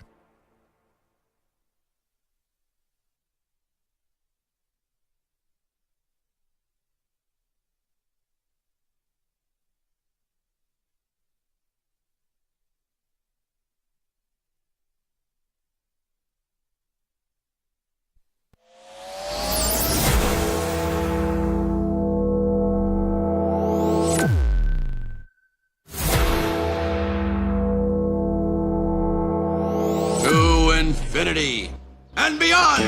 He's live. He's nationwide. This is the Zach Gelb Show. All righty, away we go. Hour number 2 of our radio program. That's what happened. It is the Zach Gelb Show on the Infinity Sports Network. We were just joined by a member of the Indianapolis Colts in Jonathan Taylor. So now let's welcome in Colts sycophant, Hot Take Hickey, who is here with us. The host of Hick at Night on the Infinity Sports Network, Sundays 10 p.m. to 2 a.m. Eastern Time. He's also the executive producer for the JR Sports Brief Extravaganza. And as he told us last week, he doesn't like Hawk Tua, which is something that's crazy. Right. And guess what? Mets keep on winning without her. Who's right? Well, she's still a part of the Mets team, and the Mets continue to spit on that thing up against the rest of Major League Baseball. Okay, let's do about 45 seconds to a minute on the Mets. Here's my take. I think for the first time this postseason, all the pressure is on the Mets tonight. If the Mets win tonight, I feel like they will win one more at home. And if they take 2 out of 3 up against the Dodgers, the way that this team performs this year, I would have all the confidence in the world for this team to get one more in LA with 2 chances to do so potentially, then go off to the World Series. I truly do believe if the Mets take 2 out of 3 from the Dodgers at Citi Field starting tonight, Wednesday, Thursday, Friday, the Mets are going to the World Series. They have a great chance, I think, to sweep the Dodgers at home and end this in 5. Oh, jeez. Even if they lose 2 out of 3 at home, I still have a lot of faith they can go on the road and win 2 in LA. That's what this team is. Every time you knock them down, every time you think the quote-unquote magic has run out, what do? Get off the table, punch right back, and bounce back. So I think they'll win this in 6. I think they'll win 2 out of 3 at home. But if, again, worst case scenario happens here where they lose 2 out of 3 at home, I still have a lot of faith. They go to LA, they win 2, and they go to the World. They're winning the World Series this year. I've said it before to you on the show, off the air, on the air. They're winning the World Series, no doubt about it. I would love to have your confidence if they lose 2 out of 3 to then say that they're going to go into LA and get both. I would not have that confidence, but I get paid to give my opinion. You get paid to give your opinion. So we'll agree to disagree on that. We could agree on this, though. Turn out the lights. The party's over. The Yankees are going to the World Series. Oh, yeah. Yes. Yes, they are. The Yankees were going to the World Series after the Astros got eliminated by the Tigers. You can also, I think, guarantee whoever wins the NL is winning the World Series, but they're going to the World Series. See, I'm not ready to go there. If you put a gun to my head right now, hold on. Can I finish my sentence here before you jump down my throat and basically look at me like I'm a criminal? I just was breathing. I'm sorry. I didn't mean to breathe. I'll breathe quietly. I'll be like Jerry Jones. You're not paid to do that. And you know what? I'll find somebody else. Listen, if I don't like you. Me, I'll take your checks. Yeah, I'll get you dinner at the end of the year or something like that for the holiday season. But anyway, what I was saying was if you put a gun to my head, if you go Yankees or Dodgers or Mets, I would take the Dodgers or the Mets. I do think the team that wins the NL is going to win the World Series. I just don't think it's a lock like you are making it out to be. Look, I'll say this nicely. Can we just win tonight, please? They don't do really anything well, the Yankees, at this point. Their bullpen's great. They have a great bullpen. They do things well. They're good, not great. They're getting gifts from the Guardians night after night. The way the Dodgers are playing, the way the Mets are playing, if they have, as long as they don't have an implosion I don't see coming, they should win in 5. Now, I live and die by my listeners. Okay. And I saw something in your YouTube chat on Sunday, and you claimed that you weren't having a bad hair day because you were just wearing a hat and you were supporting the Mets. That's right. Now, once again, on my YouTube chat today, people think you were having a bad hair day. So, can you can we at least get like a take it off chant or something? Like, we got to build this up. We have a whole segment. Take it off. Come on, Stu. Take it off. Take it off. Can we see what's under the hat today? What's under the hood? Under the hood? Still good hair. Huh? I mean, it's a little flat. Still good hair. Mine would look after wearing But you a know hat. what? I think that's how your hair should look like. When you gel it up and you don't wear the hat, it's like too high. This is at an appropriate height level. I think this is too flat. Like, look, in the camera, I mean, this looks... No, it's appropriate height level. We need some height here. I got to get over 6 foot, and that's part of why you But grow your the hair forehead doesn't look as shiny. When you have the hair, like, up as if you're Jimmy Neutron for crying out loud, your forehead comes off as a little shiny. I think this is a better-looking version of Hot Take Hickey compared to what you do and how you try to perform when you're on camera. So I'm ugly 99% of the time because I don't wear hats a lot. And I didn't say that. I just gotta hope that the Mets keep on winning, and maybe I'll never take this hat off. That's I guess fine. You want the hat off? The hat's off. The hat is off, folks. All righty. Can we get to a little college football here? Let's. My takeaway with Penn State is this. Ooh. I was very impressed with their second half effort. It was the Spider-Man meme, James Franklin and Lincoln Riley, where James Franklin did not have his team ready to go. And then Lincoln Riley, who I've told you is overrated now for years, he just gagged that game away at the end. But there's not a lot of great teams in college football. That was a heck of a win for Penn State. I think they are a very good team like they've been in previous years, but not a great team. How far are you willing to go with Penn State? I'm still at the point of I think they're a playoff team. I don't think they're winning the Big Ten. Can they have a home playoff game? Absolutely. They should have a home playoff game. But I'm still willing to go as far as only saying I think they're just in the playoffs this year. I think they could definitely win a playoff game. I mean, they could win a playoff game. I would say right now, I'm not saying they will win the national title. I think they're in the conversation. That's all. Okay. In part. And before the year, you would not put them in that conversation. I said make the playoff and I'll be happy. But like you said before, there's no great college football team. I would say Texas this year has been the most consistent and dominant team in all of college football. Everybody else has some sort of wart, some sort of stumble, concern. And so when this is the gap between like the elite teams and everybody else, I would say this year has shrunk more than ever. When you have a lot of good teams, but no one's really separated themselves or no one has truly played their best football yet, I think it's wide open. So I'm not picking Penn State to win, but I think there are like legitimately 10 teams that can win a national title this year. I think they're one of them. I liked you better when you were walking out of the Rose Bowl, drunk as a skunk, and you couldn't be more wrong. But when you would just say that they're going to win the national championship, I like that better than this, like, Hickey, I've been beaten down so many times before, so now I don't want my heart to break. We know once Penn State gets into the playoff, because even James Franklin will find the way to get into the postseason this year. We all know we're going to get all right, Penn State's playing. Give me a team that you'll play in the playoff, just a random team. Let's go Alabama. Penn Penn State's playing Alabama. Let's go Nets. Let's go Nets. Let's go Nets. Let's go Nets. Why can't it be both ways? Like I could They're try winning it all. to They're winning it all. be objective, Yeah. and then as soon as kickoff happens, I'm emotionally invested. I'd be devastated if they lose. This could be the first year you're actually objective with Penn State, I will say. But I mean, I'll tell you, I'll promise this: 12 o'clock noon, November 2nd, when they play Ohio State, I will be committed to myself. Whatever I say prediction-wise, emotionally, I'll be devastated if they lose. You know what? I actually hope Penn State wins that game. Me too. And I think that would surprise. Like, I can't stand James Franklin, but I think I despise Ryan Day more than James Franklin. Like, I have already said everything I've needed to say about James Franklin. Ryan Day is the definition of a really good coach, not a great coach. He thinks higher of himself than he actually is, and he just gives me like fake tough guy vibes. And I thoroughly enjoyed his team not being aware at the end of that game up against Oregon. That was not a great look. As a coach, you got to, You get your guys look like organized. Ryan Day a little bit. This is all natural. Hold on. This is not the beer dye. You are better looking than Ryan Day. But what I mean by Ryan Day, I think tries, when he goes to sleep at night, I think he looks up at the ceiling and he says, I have to look like that Ryan Hickey on the radio. Because he tries to take that hairdo from you. And the beard as well. You guys have a similar beard, just yours is natural and he like bathes in Just for Men. Yeah. And it's a little patchier as well. Not that. Oh, is it? I didn't realize that. His is very patchy. Okay. Yeah. But anyway, yes. That's sure. If Ryan Day wants to look like me, go for it, Ryan. If you want to coach badly against Penn State, I also appreciate that as well. Okay. Now let me ask you this. Georgia, Texas, before I give you the spread, because I had a thought and now I don't know how to feel about this once I just looked at the spread. Who do you think wins this game, Georgia, Texas? Texas. Texas wins. Texas wins, period. By how much?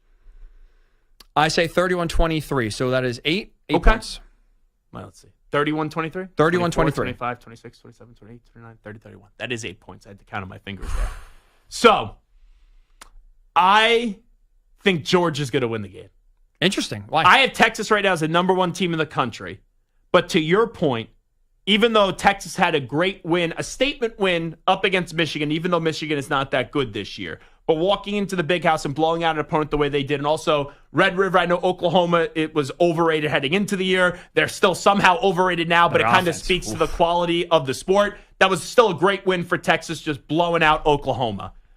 I think what you're saying, this year in college football, you know how we used to look at the Pac-12? How whenever you'd fall in love with the team, they lose? That's what I think this is the year with college football. And Georgia, they showed you what they could be in the second half up against Alabama. I just think this is a spot Georgia doesn't lose. And I think you see more second half Carson Beck than first half Carson Beck. I think it's going to be a high octane offense type of game. You know, I think I'm going to bet Georgia plus the points. Because can Texas win? Absolutely. But this to me has like a 34-31 type of game. I'll just go with Georgia in this one. But then I look at the spread and it's Texas laying 5. And I think that's Vegas. And this is how I bet, which may not be the way that like actual gambling people look at it. It's just how I feel. I just tell you how I feel. I look at that spread, Texas laying 5. I feel like it's begging you to take the points with Georgia. So now I'm conflicted on that. But I do think Georgia wins 34-31. I just don't know how Georgia. I don't know how they win, to be honest. Because Texas is like Quinn. You don't see any chance Georgia winning? I know. I mean, not no chance. Okay. Because I was going to say that's why I like Georgia even more. You talk about like a path. Like, what's the path? Carson Beck has not been very good. And he hasn't. The second half of the Alabama game is honestly looking more like an anomaly. The Auburn game after the Alabama game, that offense is not very good. Yeah, Mississippi State did not play well. I can't put much. You knew they were going to beat those teams. They just had to show off and get off the bus. But also part, like they have real holes. They can't run the football Texas. whatsoever. Like they have concerns on their pass defense. Like Georgia has actual, like true concerns on this team for the first time maybe since 2020. And like there should be an urgency to fix them. Even again, you're beating Auburn. There's no doubt about it. You're beating Mississippi. Sure. There's no doubt about it. But why aren't you not dominating these teams the way you used to? Well, why aren't you pulling away? Why are the question marks we have still popping up in these games? Because they can't fix them. They can't run the football. Georgia, think about that. Georgia can't run the football. And so with Texas's defense, they are a tremendous defense. I think Beck's going to have his hands full. And Quinn Ewers, I think, is going to have some success here with all these pass catchers against Georgia secondary. Alabama, Tennessee. this weekend. Where do you lean? I think this is the toughest game to predict because Alabama looked like all that and then some in the first half up against Georgia. And since then, outside of Ryan Williams looking like a ballerina and with everything that he was able to do in that 75-yard touchdown catch and the run after that, ever since that moment, for Alabama, like, okay, you lose to Vanderbilt. I'm not saying that's acceptable. That's embarrassing. But I thought they would look a lot sharper up against South Carolina. And the South Carolina game they should have lost that game. Makes me go, I don't know what Alabama is. I lean Alabama just because of this. Tennessee's offense, I thought was going to be all that. It looks like their defense is better than their offense. And Nico Iamaleava was awesome to start. And then, 2 weeks ago, he ran out of bounds when you have to throw the ball with the game on the line. You are right. This game I'm calling the immovable force meets an unstoppable object because Tennessee's offense stinks. Bama's defense stinks. Something has to give. I'm actually going to trust Bama's defense in this game because, like you said, Tennessee's offense, I can't figure it out.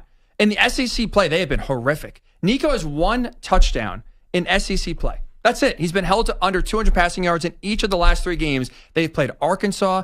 They played Florida last week. Why Billy Napier didn't go for 2? Different discussion. Anyway. Yeah, that was stupid. Cowardly. Like, you have nothing to lose. Nothing to lose. Anyway, but like most people already think you're fired, and you got a tough schedule coming up. That Tennessee offense is a real concern. The defense probably is the best unit in this game of the 4. Tennessee's defense. I will trust Bama's defense to make enough plays here to squeak out a win. I think it's lower scoring, 23-17-ish.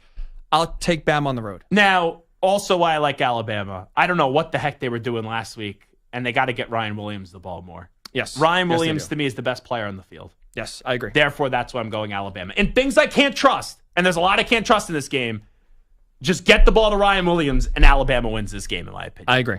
All right. I actually like Michigan to beat Illinois this week. Really? Yeah.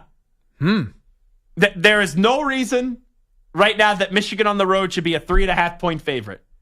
That's why I like Michigan. Going back to the old theory. Okay. I just think Michigan will run the snot out of the ball. Illinois had their best performance up against Nebraska.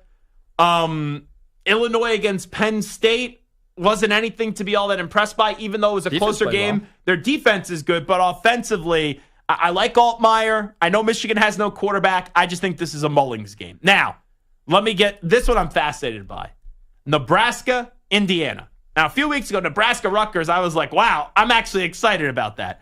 I'm excited for Nebraska and Indiana. Indiana's undefeated at 6-0. They have been a great story. The coach is energetic could be. He said all those big things walking in. First 6 games look like a home run hire.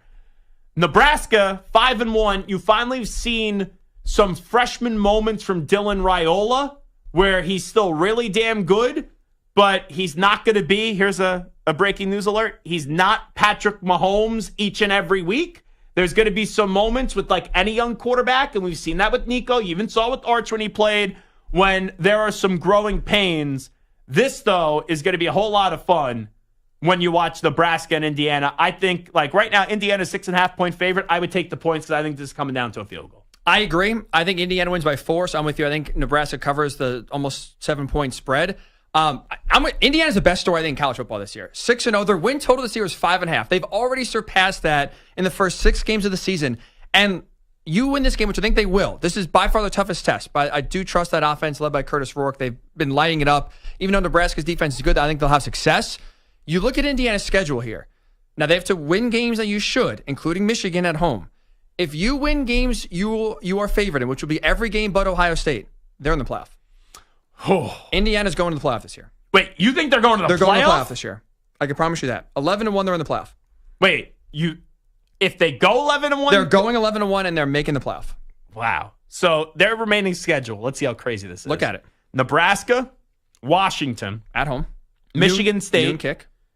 Michigan, Ohio State, Purdue. They'll be favored in all but Ohio State.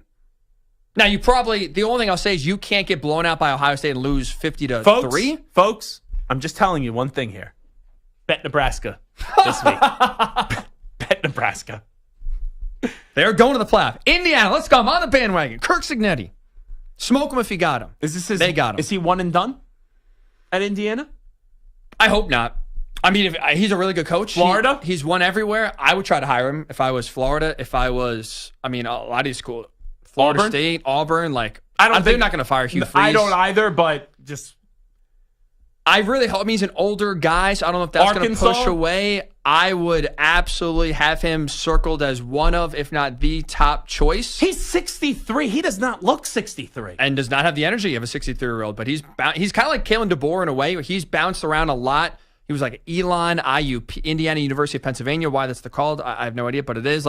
He's at a lot of small schools and won everywhere he's been. James Madison. Why'd you say PU with that school? IUP. Oh, I thought you said PU. IUP, Indiana University of Pennsylvania. Mm-hmm. Don't ask me why. I have no idea. I thought you were just being disrespectful. No. But he wins everywhere he goes. Hire him. Here's my NFL prediction this week. No undefeated teams. No undefeated teams after this week. I think the Vikings lose to the Lions, and I believe that the 49ers have more to prove clearly than the Chiefs. I think the 49ers beat Kansas City, just like how the Eagles beat the Chiefs last year in the regular season, which really means nothing. Bad news for you. I agree on both. No, that's fine. I'm just saying, I agree. I'm with you. Who has a tougher win? Is it the Lions over the Vikings, or is it the Niners over the Chiefs? Ooh. Which one is closer? Which one do you feel worse about? I would say the Lions and the Vikings I feel worse about, just because the one fear I have with the Lions, even though they could absolutely win a Super Bowl still without Aiden Hutchinson, and Hutch is great. I love Hutch. But how much of a mental game is that for the Lions? How caught up in their feelings are they for what happened last week after losing one of their leaders in what was a game where everything was rolling? Does that maybe carry over into this week? So that's why I think Lions-Vikings would be a little bit tougher. I agree. That defense sues. They need some pass rush, and they lose their number one guy. If you can't get home to Sam Darnold. And the thing is, when I look at the Chiefs, Mahomes hasn't been great this year, but I think the 49ers are just getting right at the right time, and I don't think there's a ton of motivation in this one for Kansas City. Kansas City plays the way that they have. It's weird to say that they're undefeated. In that performance up against the Niners, I think the Niners are going to find a way to win and maybe win going away. Big key. No Taylor Swift. Oh, she's not going? Second or the last leg of the Eras Tour is kicking off this week. That's still going on. Still going on. It's been like 2 years. It's crazy. Give her a lot of credit for touring that long. That's like when Kiss said they were retiring, and they've been on this retirement tour for now 25 years or something like that. So, do you have a Halloween costume, by the way? I do not. Last year was easy. I did Connor Stallions. There's not anything really big in the sports world now that I can make fun of. But I've been thinking about Halloween. I'm not a Halloween guy. Mm-hmm. If I was to dress up, I'd probably dress up as Grimace, to be honest. Yeah, but it's tough to do a radio. I thought about Grimace. You can't do a radio show dressed up as Grimace. Okay. I guess I was thinking radio show dressing up. I was thinking maybe going the radio out to show a party. you do. Maybe. Then they won't have to hear your takes because the Grimace costume would be covered in your mouth. A lot of people, I think, would appreciate that. Last thing, we had your guy Jonathan Taylor on. Why do you gotta slam the desk and go nuts? I'm excited. We had Jonathan Taylor on. Great get by you, and he's a great guy. He said, when healthy, he agrees with Shane Steichen and Anthony Richardson should be starting over Joe Flacco. Your thoughts? Absolutely. I don't know if I told you this, but I'll tell you this now in retrospect here. Yeah. I would have rather last week Anthony Richardson start and lose the game against the Titans than win the game with Joe Flacco. Anthony Richardson has to play. Yeah, you got to figure out what he is. Get him on the field. If he stinks, he stinks. It's easier to move on. If he's great, great. We got a franchise quarterback. The only way you find out is if he's on the field. Enough with Joe Flacco. It was never a quarterback controversy. All it is health. He looks healthy this week. He's a full practice participant. He should play this week. Knock on wood, he stays healthy the rest of the season. I don't care how well Joe Flacco plays. I don't care how many wins he gets the Colts. It is all irrelevant. Okay. Play AR. JT's right. 3 comments that I'll read you, and then I'm taking a break. Number 1, from Smiley. I think this is Bella B in Calgary. Is Hickey European? His hands flail like mine do when he speaks. Are you Aren't European? we all European? I'm just asking. I mean, I'm Irish. I'm Italian. I got a little German sprinkled in slightly. Okay. I mean, 23andMe, I think everyone's somewhat European. Yeah, you're not wrong on that. Daly says, Infinity Sports Network has mandated a 6-foot radius for everyone when Hickey is talking for safety. I can't reach it, so we're good. I got a short wingspan, too, so everyone is safe here in the studio. Now, I don't know if Terry Wilson is playing off of Jose Iglesias. Okay. But Terry Wilson says, bad hair day. OMG, OMG, OMG. OMG. I don't think you have a bad hair day today. Trying to see in the Your hair's just not on steroids today. Or if like your hair's like on Viagra when it's like standing up 10 feet in the air, for crying out loud. It's hard to tell on the camera. I think it's a better height level than what you usually work with. Patted down, but okay. All right. I'll try to go for the height, but I guess the flatter the hair, maybe the better, some are saying. Good to know. You can listen to Ryan Hickey Sunday evenings right here on the Infinity Sports Network from 10 p.m. to 2 a.m. Eastern Time. Can you do me a favor, by the way, before you do your show this week? You do this thing before you get on the air where, like, you fire yourself up, you sit there, you're on camera, like, you're going nuts, and then when you're given the take, this is when I know you're really in your bag. You, like, put your hands on the chair right here, and you stand up and you readjust yourself. Like, why do you do that? Move around. I don't know. I think you're psyching yourself out. He does do that. He does. You do right? That. Yeah. Azar, I'm with him every now and then, so yeah, I can. I think agree. you do a better radio show if you just walked in, Joe Cool, you sit down, you do the show. I don't think you need to fire yourself up. Well, the music coming back is usually, it's the one I select, to be honest, so I like it. So what's your open again? He has different ones. He has, I don't want to work. Todd Rundgum. Yeah, that's not a fire up. Want to bang on my drum all day? No, but his music playlist, like coming back, is actually good songs. Okay. Thank you, Alex. Alex knows. We're putting his arm on load management. Too many words today. He starts agreeing with Hickey. Please, microphone off. All righty. Good stuff. Zach Gelb Show, Infinity Sports Network. You're in a 5-minute break.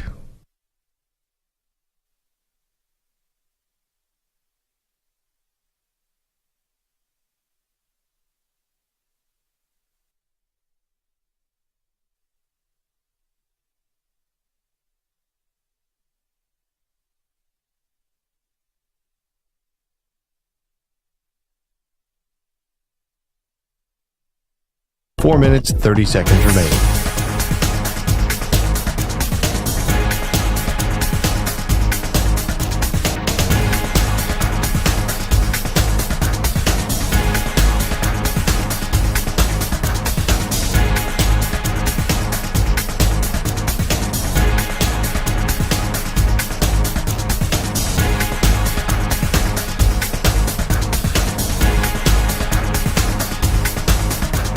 Four minutes remaining.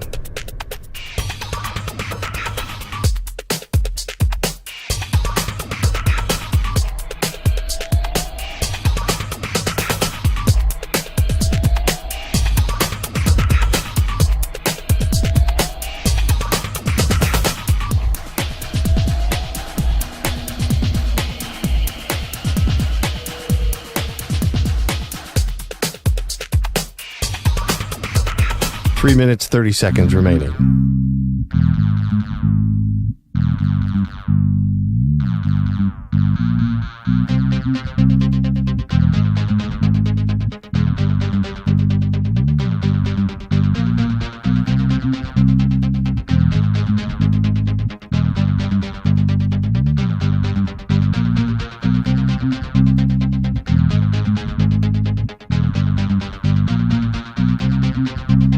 Three minutes remaining.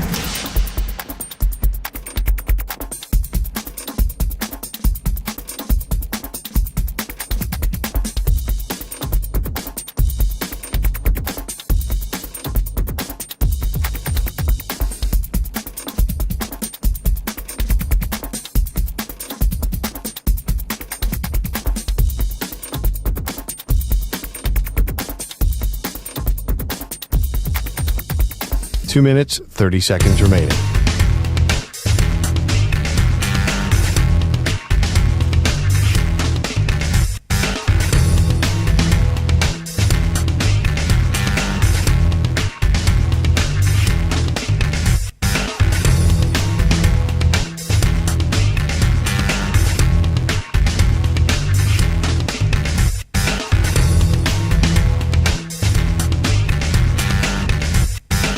Two minutes remaining.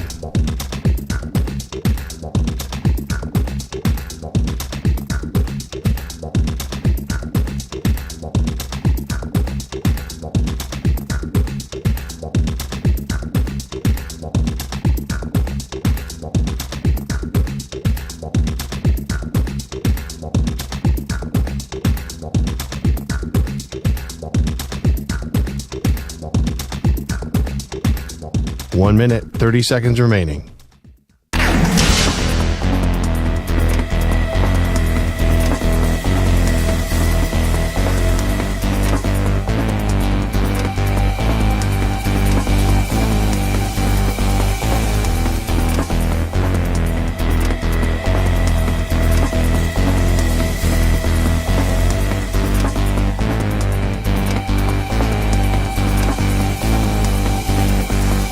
One minute remaining.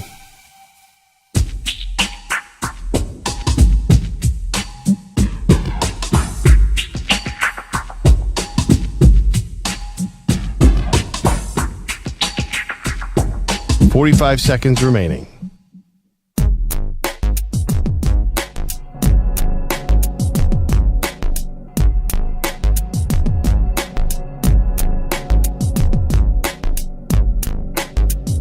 "30 seconds remaining.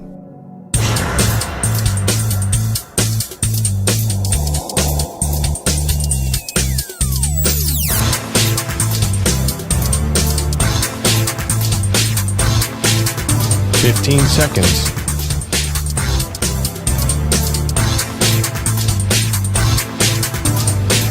Break ends in 5 seconds.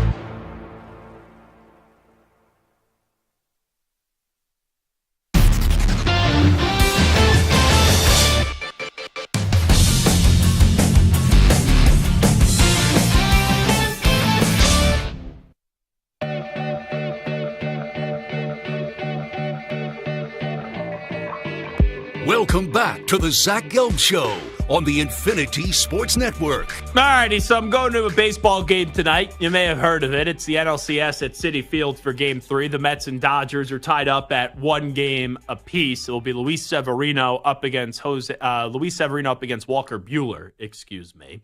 But let me ask this question. So I'm going to eat at the ballpark tonight. Yes. Good place to eat. There is. Now, when it's the playoffs and you have so many people there, I would usually go get, when I go to Citi Field, the Pat LaFrida filet mignon cheesesteak, which when Stu and I went to the Yankee-Met game together earlier this year, that's where I said to Stu we had to get, and you would agree it was pretty damn good. A+. Very good. But to go wait in line for the filet mignon cheesesteak, it's going to take way too long. Like regular season, okay, I can miss a half an inning. I'm not missing any part of an NLCS game. And also, I think I'm going to consume a few beers at the ballpark tonight. So I don't want it to be like too much of a gluttonous Wednesday evening where I go get a filet mignon cheesesteak and then go drink like 4 or 5 beers or whatever. Because I'm going with my brother-in-law, so we'll have a few drinks, obviously. So I'll just ask this simple question. Ballpark food tonight. Let's like traditional ballpark food. Hot dog, hamburger, sausage and peppers, chicken fingers and fries. Stew, what's your go-to? Just traditional ballpark food. It depends on the place, but I probably go chicken fingers and fries. Okay. As like the basic go-to. Alex Azarm, who I found out this week is a big baseball fan. I only thought, judging by his social media, my conversations with him, that he only likes soccer. Because you went to the World Cup, right? I did, yes. Yeah, so I only looked at you as a soccer person. Like, I will pigeonhole people around here where, like, I look at Hickey as a college football guy. I look at Ack as a college basketball coach because he resembles one with the way that he dresses. That's a compliment. I know that you like every sport, Ack. I understand that. There's just certain guys, when I have a conversation with them, I think about something about them, and I just never think that they could like other things. Baseball isn't even my second favorite sport. It's not your second favorite? No, it's my second favorite sport is basketball. Oh. NBA, yeah. So soccer's your first. It's soccer, basketball. You know what? We got to start doing something with the people that work on this show. You love soccer. Stu loves soccer. Santa loves soccer. Like, enough with all you soccer nuts trying to shove it down our throats. Boyle loves soccer. Boy, do you know what Pat Gallo Boyle loves soccer. Do you know what Pat Boyle's doing? Have you heard what Pat Boyle's doing? No. I guess there is a company that is running advertisements on WFAN, and they were looking for someone to endorse it. Pat Boyle is now endorsing like a sperm bank donation and he is getting paid. Fantastic. He is getting paid, I think, like $1,500 a month to donate his goods. I've heard about this. It pays a lot more than you would imagine it would. So funny you bring that up. Oh, I'm going to get in trouble for telling this story. I'm not going to say who, but someone in my family. And I can't believe they asked me this question, because the person asked me this question in my family at my parents' birthday dinner this year while we're all sitting at the table. And I couldn't believe that this person asked me this question. But one of their friends is trying to, I'm going to get in trouble, but who cares, is trying to be a mother. They need someone. So they asked me if I would make a donation. And I was like, no, that's not happening. Because that's still a responsibility. That's like, there's a little Gelb running around somewhere. Even if you make me sign something that I have no responsibility, I just felt weird about it. So I got annoyed because where it was asked. And I was like, give me $1 million and I'll do it. So I didn't know Pat Boyle was going to get an endorsement for this for $1,500. So how about that? So that's what Pat Boyle is doing. That's what he's up to these days. He's going today. I saw him in the hallway. He's like proud of it. He's like, yep, I'm going to do the deed in like 2 hours from now. So that's what Pat Boyle's getting paid to do. I don't know how long the endorsement's going to last, but Pat Boyle getting paid to donate. I want to try to be correct on the radio when saying this, if there's like a kid listening to us right now, but he's getting To start off about paid to leave a deposit somewhere. Ballpark foods. Yeah. See, Azaram, good job. He's reeling us back in. So Azaram, Stu, you said chicken fingers and fries? Yes. Ballpark food, traditional ballpark food. What you going? I'd probably just go with the hot dog and fries instead. Yeah, that's probably my classic go-to. Ketchup and mustard. Ack, you go to a ballpark? If I haven't eaten, I will get a burger or something of the like, or like at Citi Field or Yankee Stadium, they have either Pat LaFrieda's work, so I'll get that. But mostly my go-to is hot dog. I'm leaning chicken fingers and fries tonight, but if I see better get some soup. It's going to be cold out there. I'll be fine. I still got some thick skin, I will say. What do you got, like the hand warmers? Oh, no. So this is not how I'm going to the game. I have a long sleeve thermal. I got my jersey and a winter coat, gloves, and a ski cap. Okay. And what about the toes? The hands and the toes, very important. I've been to -2-degree games in but Buffalo. That's the extremities that hurts. Tonight, this is like a 75-degree night in terms of what I'm used to in the All past. right, but don't say I didn't warn you, because that's where you are where the it wise sets in. coach That's around right. here. You get those like $2 hand warmers at like any drugstore. I don't think tonight's those a are hand great. warmer night. Yeah, you'd be surprised. Okay. Well, Just saying. I'll text you during the game if my fingers are cold, and I'll say, Ack, you are right. Thank you. So chicken fingers or fries is what I think the favorite right now, but I could see myself if I see an Italian sausage stand at the stadium going a little sausage and peppers with some French fries. Okay. Now, the one thing you're kind of worried about the timing. The game is at 8, so I don't know what time you plan on getting there, but so I am you have leaving more time the studio. than we had when we went. Yes, I'm leaving the studio right at 6. I have to do a hit in Waco, Texas at 6:15. Ends at 6:15. I'll then get on the subway, make a 6:37 train from Penn Station to Metz Willett Point. I will be at the stadium by 7 p.m. Yeah, pretty much. I think it's 6:55 exactly. Oh, or maybe 6:53. It's slowed down a little. So I will be off the boardwalk, down in front of the Apple, walking into the stadium at 7 o'clock. 7 o'clock. Your tickets give you any of the clubs? So bought the tickets online. I'm with the real fans tonight. I'm sitting all They're all real fans. All the way up back. So I don't know if I have. There's a food court up there though.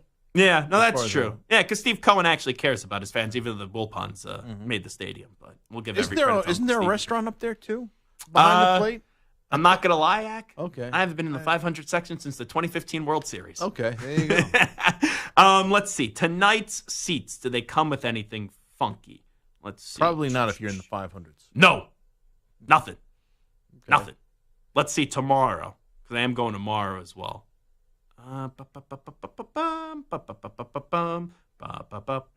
Tomorrow I got the Piazza Club. There you go. So that's in the 300 section. I know where it is. Yeah. So all right. Anyway, it is a Zach Gelb Show on the Infinity Sports Network. Where are tomorrow's seats? They are behind the plate in the 300 or 400 section. Oh, very good. Yeah, I got invited by a buddy of mine who's in the PR world, so very excited to go there. But anyway, when we come on back, Travis Hunter on why he should win the Heisman Trophy and why Ashton Genty shouldn't. If you're listening to us in Boise, it's not my opinion, but this is a Travis Hunter opinion that you want to hear when we come on back. Update time first. Here is the Act Man, Rich Ackerman. Infinity Sports Network Sports Flash. Well, the Saints wide receiving core has suddenly become very thin, with Chris Olave missing tomorrow night's game with a concussion, and Rashid Shaheed is out a while after knee surgery. The Giants played without dynamic rookie Malik Neighbors the last 2 games. He's on pace to come back, returning to practice today in a non-contact jersey, but they will have to go the rest of the way without Andrew Thomas, their left tackle, underwent surgery for a Lisfranc injury. Colts quarterback Anthony Richardson was back at practice today after missing last week with an oblique injury, and the Jets' newest acquisition, Devontae Adams, is expected to play on Sunday after missing time with a hamstring. The NLCS resumes tonight in chilly New York with the Dodgers and Mets even at 1. LA put on a clinic in the series opener before New York rallied looking more like their usual selves on Monday. After using a bullpen game the last time out, the Dodgers turned to Walker Buehler, who is 1-6 over 16 starts this year after Tommy John surgery, but he has suddenly regained his confidence. At times this year, that's kind of wavered somewhat, and the past 6 or 8, I've kind of felt like I've been building blocks of some kind, and hoping to keep that going. The Mets will go with Luis Severino tonight. I'm Rich Ackerman. Hey sports fans, it's JR from the JR Sport Brief. Check us out 24/7 on your local affiliate or the Odyssey app.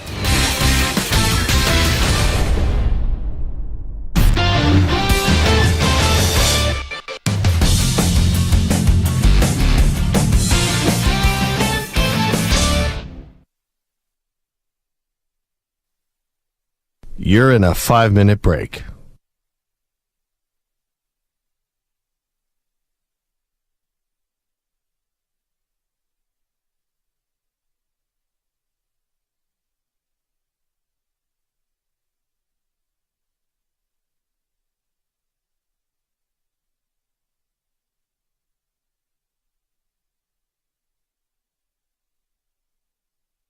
Four minutes, 30 seconds remaining.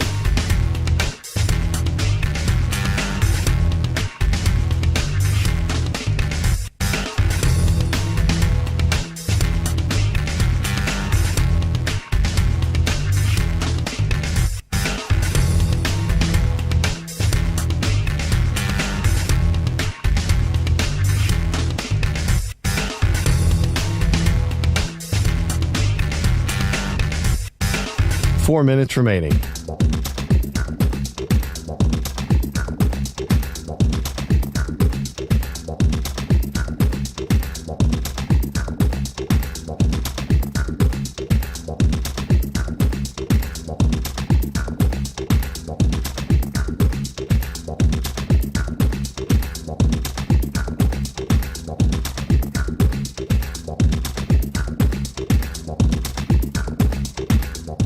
Three minutes, 30 seconds remaining.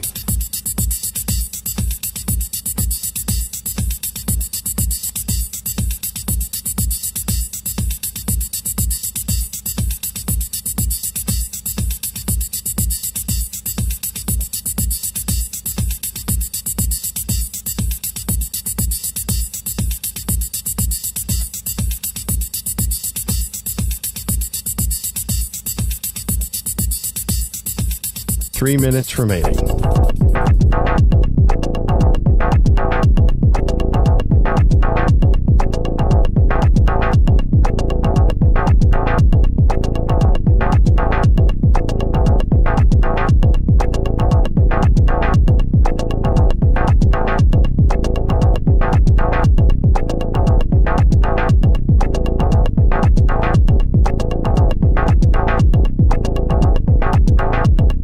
Minutes, 30 seconds remaining.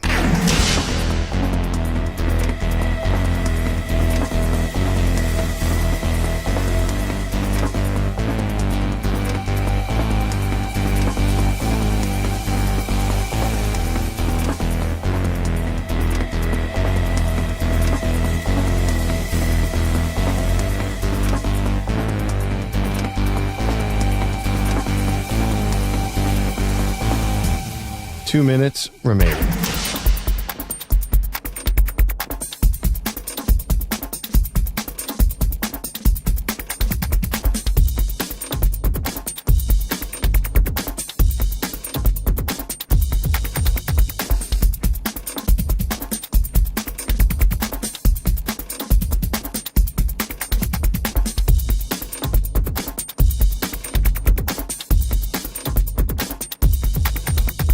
One minute, 30 seconds remaining.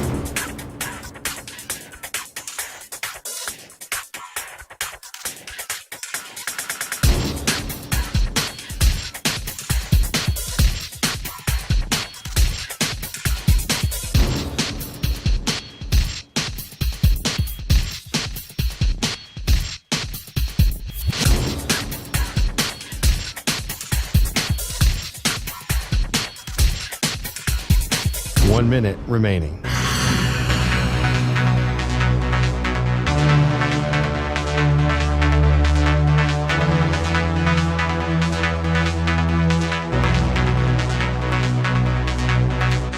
Forty-five seconds remaining.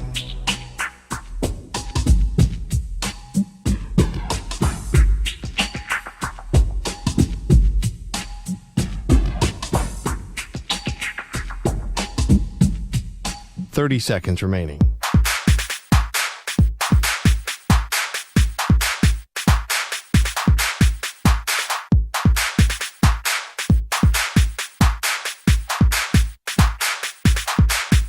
Fifteen seconds.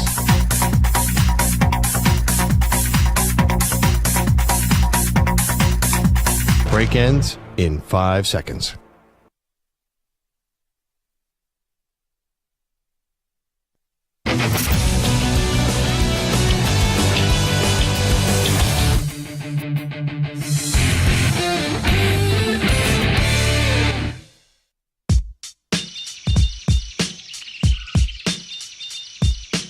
This is the Zach Gelb Show on the Infinity Sports Network. All right, it is the Zach Gelb Show on the Infinity Sports Network. Former NFL general manager Thomas Dimitroff is going to join us at the top of the hour. He's now the co-host of the Sumer Sports Show with Lindsey Rhodes. By the way, Eric Eager, who used to be a part of Sumer Sports, we've talked about this before. He now works with the Carolina Panthers. So congratulations to Eric Eager, who went from Sumer Sports to then getting his way into an NFL organization. And now he has a role with the Carolina Panthers. So congratulations to him. But usually when we talk to Thomas Dimitroff, we also talk to Eric Eager. And then I saw that Thomas is now doing the show over at Sumer Sports with Lindsey Rhodes, since Eric Eager is now off to the NFL. Let's hear from Travis Hunter. This is Travis Hunter on the Out of Pocket podcast with our buddy RG3. This is Travis Hunter on his Heisman hopes. Listen up to what he had to say. And there's a part about here that if you're listening to us right now in Boise on KTIK The Ticket, you're going to be like, ooh, I don't like the way that he just talked about Ashton Jeanty. Listen up. I mean, y'all see Ashton Jeanty, but it's not like we haven't seen a running back that's good. All right. We haven't seen a player that plays both ways, and I'm going to keep saying that. It's like he have 95 carries? Yeah. For 1,000 yards, yeah. If I had 95 catches, how much yards you think I have? Okay. So I'm trying to tell him, like, if I had 95 targets on defense, what you think I'll have? Right. Oh. If I had 95 catches on offense, what you think I'll have? So I try to tell you, like, he got double the touches I got on the offensive side of the ball, and I still have defensive stats that's still crazy, and we only in week 6. So let me just say this. I think there's a way to make a case for you to win the Heisman Trophy without having to take shots and trying to devalue Ashton Jeanty. And I get it. You are making a case for you to win the award, so it's easy then when you look at who's the next guy, oh, it's Ashton Jeanty. And in a lot of sports books, that's not how the award is determined. Ashton Jeanty is the favorite to win the Heisman Trophy. So I look at what Travis Hunter said in 2 ways. One, he knows right now when you have to feel like to go out of your way to take a little shot at Ashton Jeanty and try to devalue what he's doing, that he knows in the back of his mind, or at least thinks in the back of his mind, that Ashton Jeanty is the biggest threat to him winning the Heisman Trophy, which should be a compliment. But when you basically say we've seen a lot of guys do things that Ashton Jeanty has done, and have good seasons like Ashton Jeanty has done, Ashton Jeanty is not just having a good season. Ashton Jeanty's having like a Barry Sanders type of season. 126 carries, 1,248 yards, and 18 total touchdowns.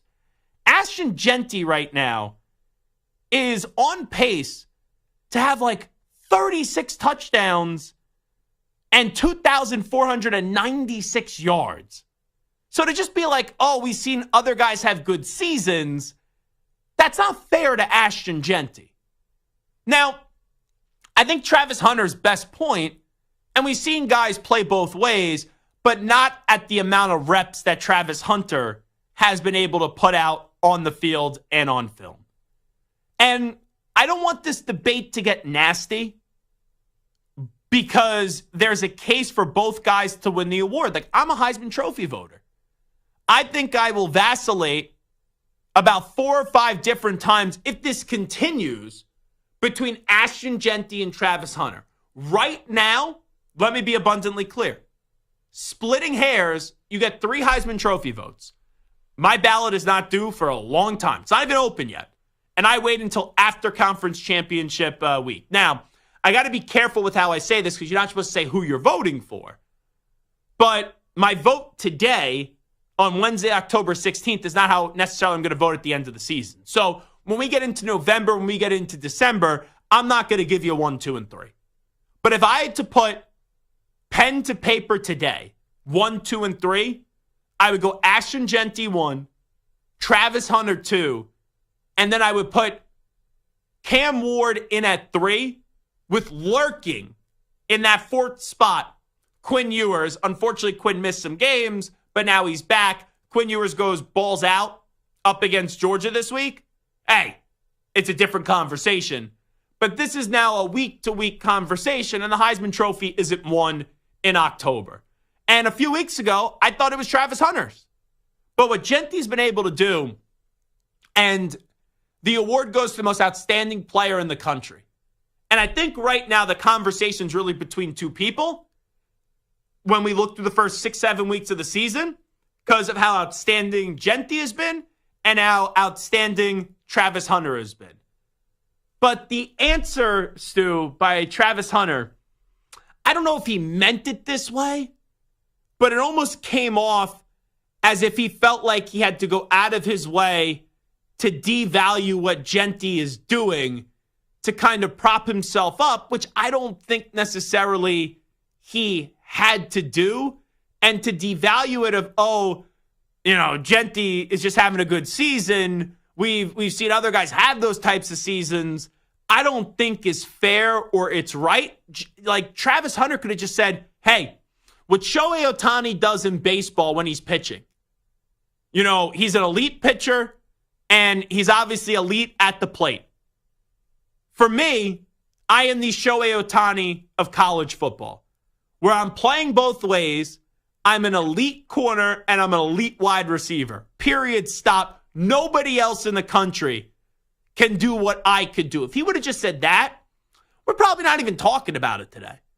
But when you bring up Jeanty and basically just make it as if he's having just another good season, like a bunch of other good seasons that running backs have had, it's like, I don't really love it doesn't affect how I vote, but I don't love the answer by Travis Hunter personally still. Yeah, you're right. There is no need to do that. And I listened to the entire audio when I pulled it. And it wasn't like he was asked about Jeanty. He was just asked about his Heisman case. Yeah. And he's the one who brought Ashton Jeanty up. So yeah, that's where it's weird. Like if he was asked about Jeanty, fine, he can kind of compare himself and contrast himself to Jeanty. But now the Colorado guys, they're not stupid. No. And they have a PhD in marketing because of who their head coach is.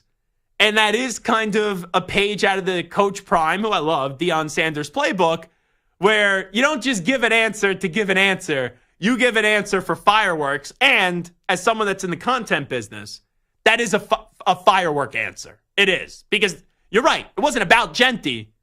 But he knows right now Jeanty is the odds-on favorite to win the award. And the other guy that really has received significant national praise that's standing in his way of winning the award. And who knows, a few weeks from now, he could just have a quarterback of the best team that could end up winning the Heisman Trophy because we've seen that go that way for so many years. Yeah, and to your point, if he would have said the thing you said, if he compared himself to Ohtani, I think that would have gotten a lot of play too. So I just don't think it's necessarily. They're two great, amazing players. They're probably going to finish 1 or 2. They're both going to be finalists. Again, you just have to take shots at them. Now, the only thing is the health is a big thing. And we saw Travis Hunter get dinged up last week. Last year, we saw him get dinged up as well. When he's on the field, it is ridiculous. It's out of this world. He's one of my favorite players in college football. All right, period, stop. But how much of the injuries maybe play a factor in here?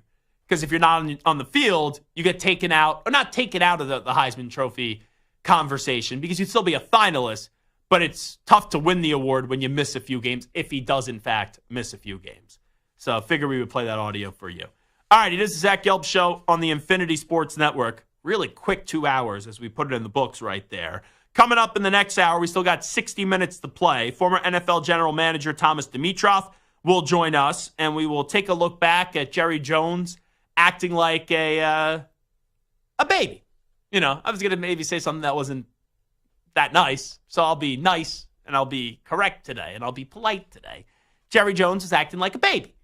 He was acting like a big petulant brat, that Jerry Jones with Sean and RJ. So we'll dissect that coming up in 25 minutes from now. And we still got to get you a news brief where we'll update you on some of the biggest stories in the world of sports with some audio. So 60 more minutes to play. Don't go anywhere. We'll be back in 5 minutes. You're listening to the Zach Gelb Show on the Infinity Sports Network. You could always interact with me on social media, Twitter, Instagram, X, at Zach Gelb. That's ZACHGELB. And also call me at 855-212-4227.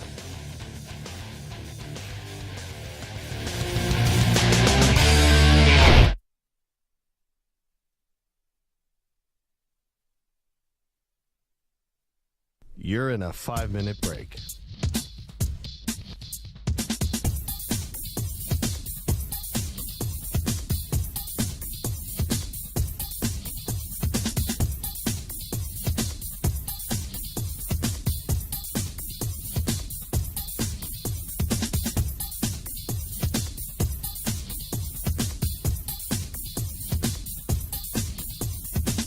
Four minutes, 30 seconds remaining.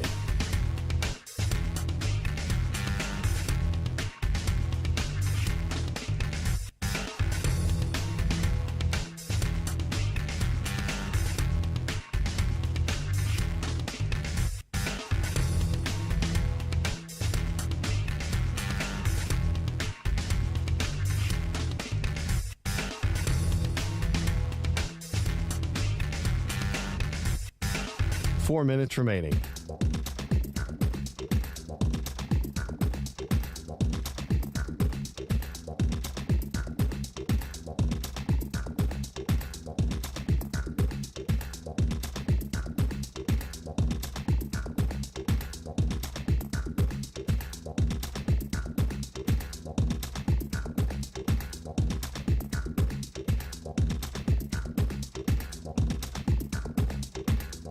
Three minutes, 30 seconds remaining.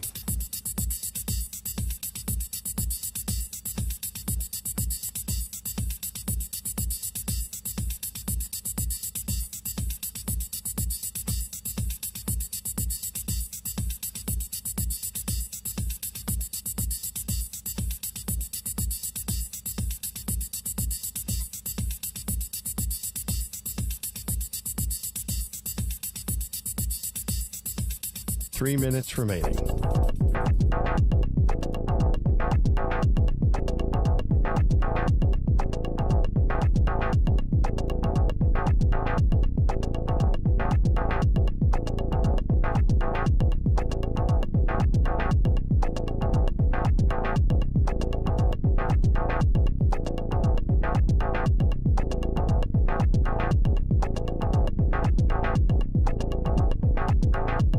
Two minutes, 30 seconds remaining.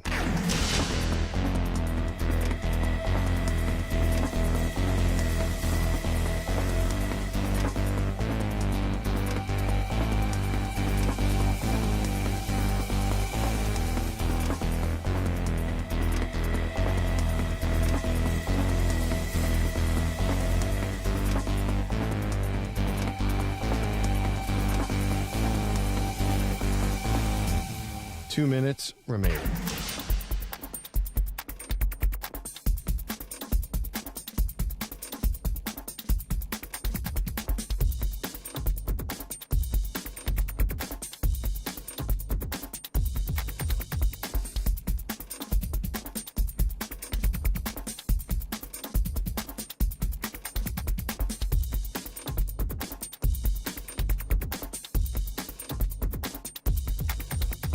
1 minute, 30 seconds remaining.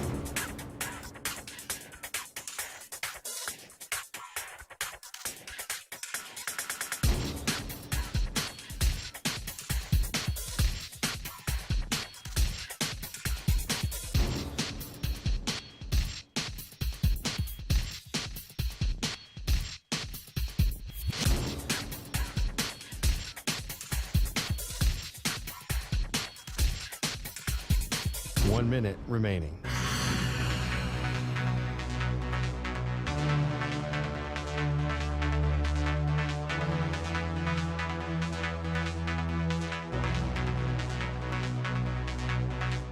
"45 seconds remaining.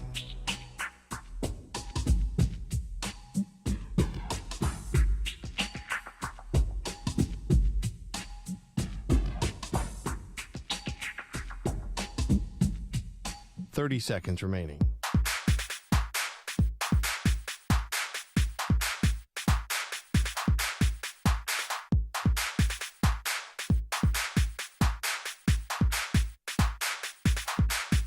"15 seconds.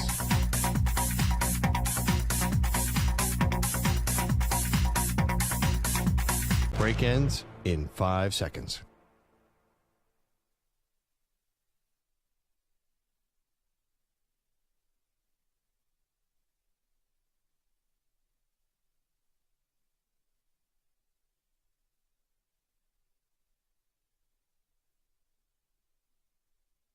To infinity and beyond. He's live. He's nationwide. This is the Zach Gelb Show.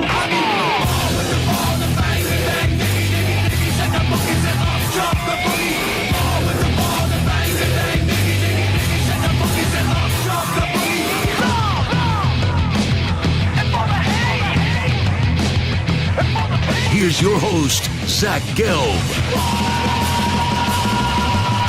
Alrighty, rocking and rolling. Hour number 3 of our radio program. It is the Zach Gelb Show on the Infinity Sports Network. We now welcome in the former NFL general manager, Thomas Dimitroff, who does a great job as the co-host of the Sumer Sports Show with Lindsey Rhodes. Thomas, always appreciate when you join us. Thanks so much for the time. How you been? I'm good. I can't wait to get talking some football with you. This is always an exciting time of year. Kind of on the edge of the snowboard mountain, ready to go because it's going to open up, right? It's crazy right now in my mind. Yeah, these deals, like sometimes they could happen overnight. I feel like the Davante Adams one was in the works, but as an NFL general manager, because it's a negotiating game, like there's times you can get really excited, but you don't want that excitement to come through over the phone because you're still working the deals out. So how do you kind of calm down those emotions when you get on the phone with another team's general manager? Well, I think, for years, we were always vehemently opposed to it, generally speaking, right? A lot of guys weren't interested in trading during the season. They didn't want to be sellers because they didn't want to give away, or they didn't want to, buy because they didn't want to give away booty in the draft. And then the selling side of it at times was complicated. That whole idea has changed over the last couple of years, right, brother? People are now, it's almost doubled. At one time there were like 7 trades happening. Now there's like 14 and a half. There's a lot more of the youthful general managers looking to trade. This is a big deal now, right? Very different than what it used to be. And so I love watching it. I think to your point, you have to calm down a little bit, not like I am right now. You have to understand that making sure that everyone knows that, it doesn't really matter. It's not a make or break by making these deals. It just adds to your team, and you can hopefully pull out.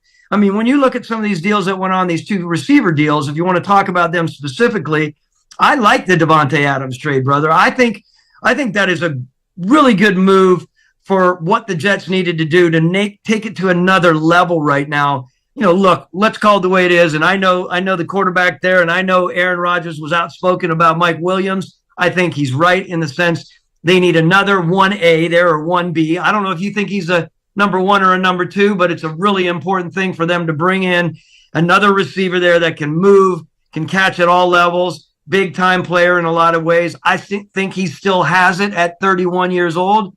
I love that move. You can talk about moves like that. You can say, okay, who lost on that? I think I would have liked to have seen either the Steelers or the Saints get that deal done as well. because this guy can still offer opportunities for the teams that bring him in. And that's why, Thomas, like, if I was a general manager of the league, I would be like Les Snead, where I'd be like, F those draft picks. And I'm not trying to say the draft picks aren't important, but for Adams to go basically for a 3, because I don't think the conditions will be met for it to go to a 2, I look at a team like Baltimore. You got a window. You have Lamar Jackson. You have Derrick Henry. Why not give a second-round pickup to go get Devontae Adams?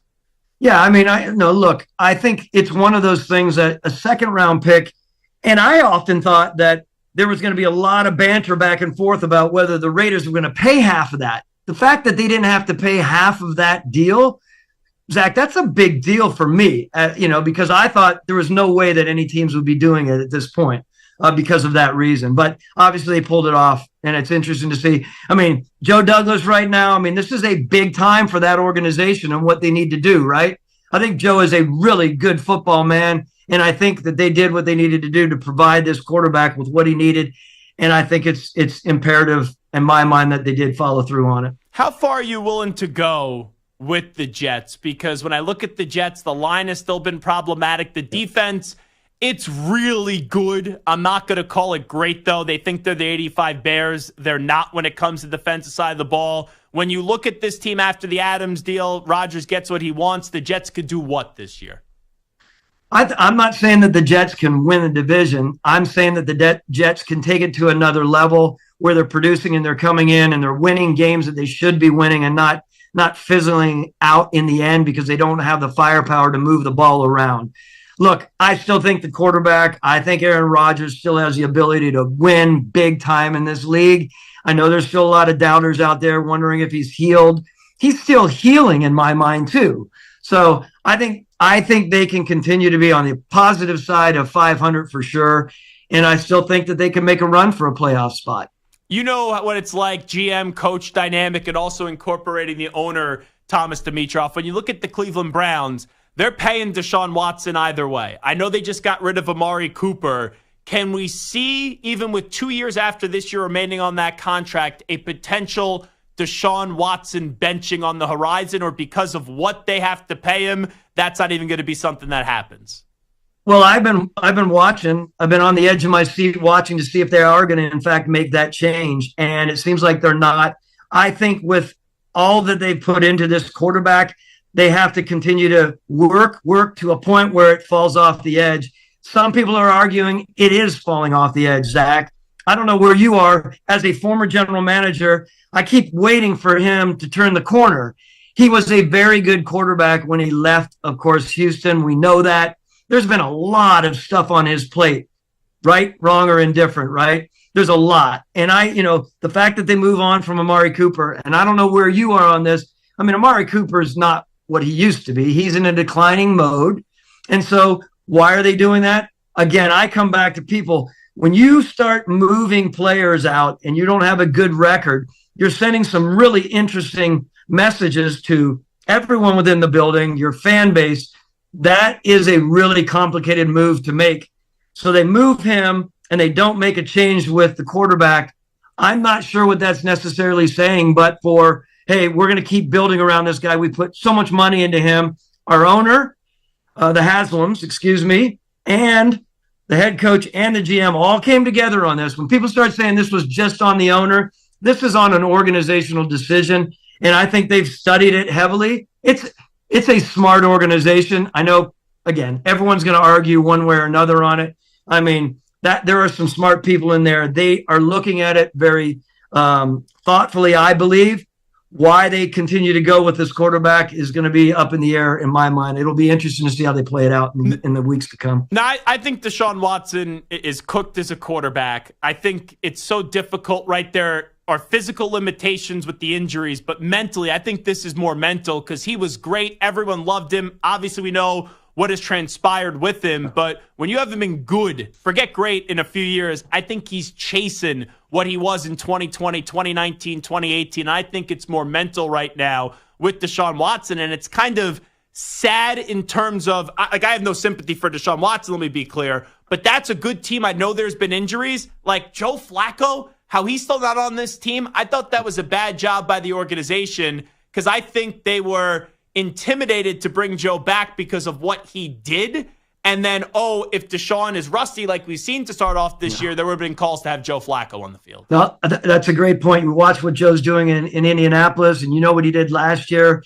And I will speak to this. When you put your world into a quarterback, right, and that's what you are going to be gauged on. Andrew Berry, as I alluded to earlier, very smart young general manager who knows what he's doing. They put their world into this quarterback. And how far are they going to go along? To your point, he is definitely declining. He is nowhere near what he was. We know that. There's no arguing that. Who's the next man up in that situation? And where do you go? How far do you go with that much money in this until I don't know. I don't know where you go. You know that you have to make a decision here soon because the fan base is falling off the edge and your internals are. What is the morale there right now? Is the morale up or down? Of course, obviously, they're struggling right now, and it must be down. How do you make the move with the next quarterback up? By the way, who is the next on the depth chart? Jameis Winston. Right. And that's another one that is a complicated one to bring in. What if Jameis comes in and outplays this situation, which you would hope he would? I don't think you could play worse. Even with all the interceptions, I don't think you could play worse than Deshaun right now. So how does management, how does ownership face the music on that? That's not easy to do, of course. Now, I know that there's a human side of this, but there's also a business side to this. Thomas Dimitroff, let me get to the Steelers. They're paying Russell Wilson basically nothing. But at the time they brought him in, we all knew he was going to be the starter. Then they go out there and they get Justin Fields. Russ gets hurt. Justin Fields hasn't been playing great, but the team is 4-2, and he's younger. There's more upside, but Russell Wilson has a good resume in this league. However, he's not been a good quarterback the last 2 years, but it seems like Mike Tomlin is going back to Russell Wilson now. Do you understand this? Like, would you prefer to just keep it rocking and rolling with Justin Fields until he proves that he shouldn't be the starter? Let me start by saying I have a great deal of respect for when you're talking about a head coach and what Mike Tomlin does and what he's done. I love his approach to football. So he's looking at this in a certain way that personally, I would not want to do this. I would want to be able to say to him, if I were to be working beside him, I'd say, look, I want to stay with this. Even though he's not operating exactly how we want Justin Fields, he is coming along. Let's keep going with him. I mean, you have a guy like, Arthur Smith is in there working as he wants to work in a system that I'm not sure, we're trying to figure out if it's operating the way that they want it to, right? He's a smart coordinator. It's going to be interesting to see how that plays out. To bring in Russell Wilson, who to me is definitely descending. We know that. I just don't know. I still think there's freshness with Justin Fields. I would love for them to continue to go straight on with him, head on with it. Wrapping up with Thomas Dimitroff. Once again, Thomas Dimitroff is the co-host of the Sumer Sports Show with Lindsey Rhodes. Going back to Amari Cooper just real quickly. I think that's going to pay off, and I thought it was a really savvy move by Brandon Beane, similar to like when he went out and traded for Rasul Douglas. I believe that was last year. But Cooper's a good player. I think he's been underrated for years. Yeah, I get it. He's going up in age, but recently he's had some 1,000-yard seasons still. The Bills just needed something proven at the wide receiver position, and I think that's going to free up their offense a little bit more. I think what's tough is you look at some of the AI metrics out there that are suggesting in 22 he was like 17th. Back to, let's put it in context here.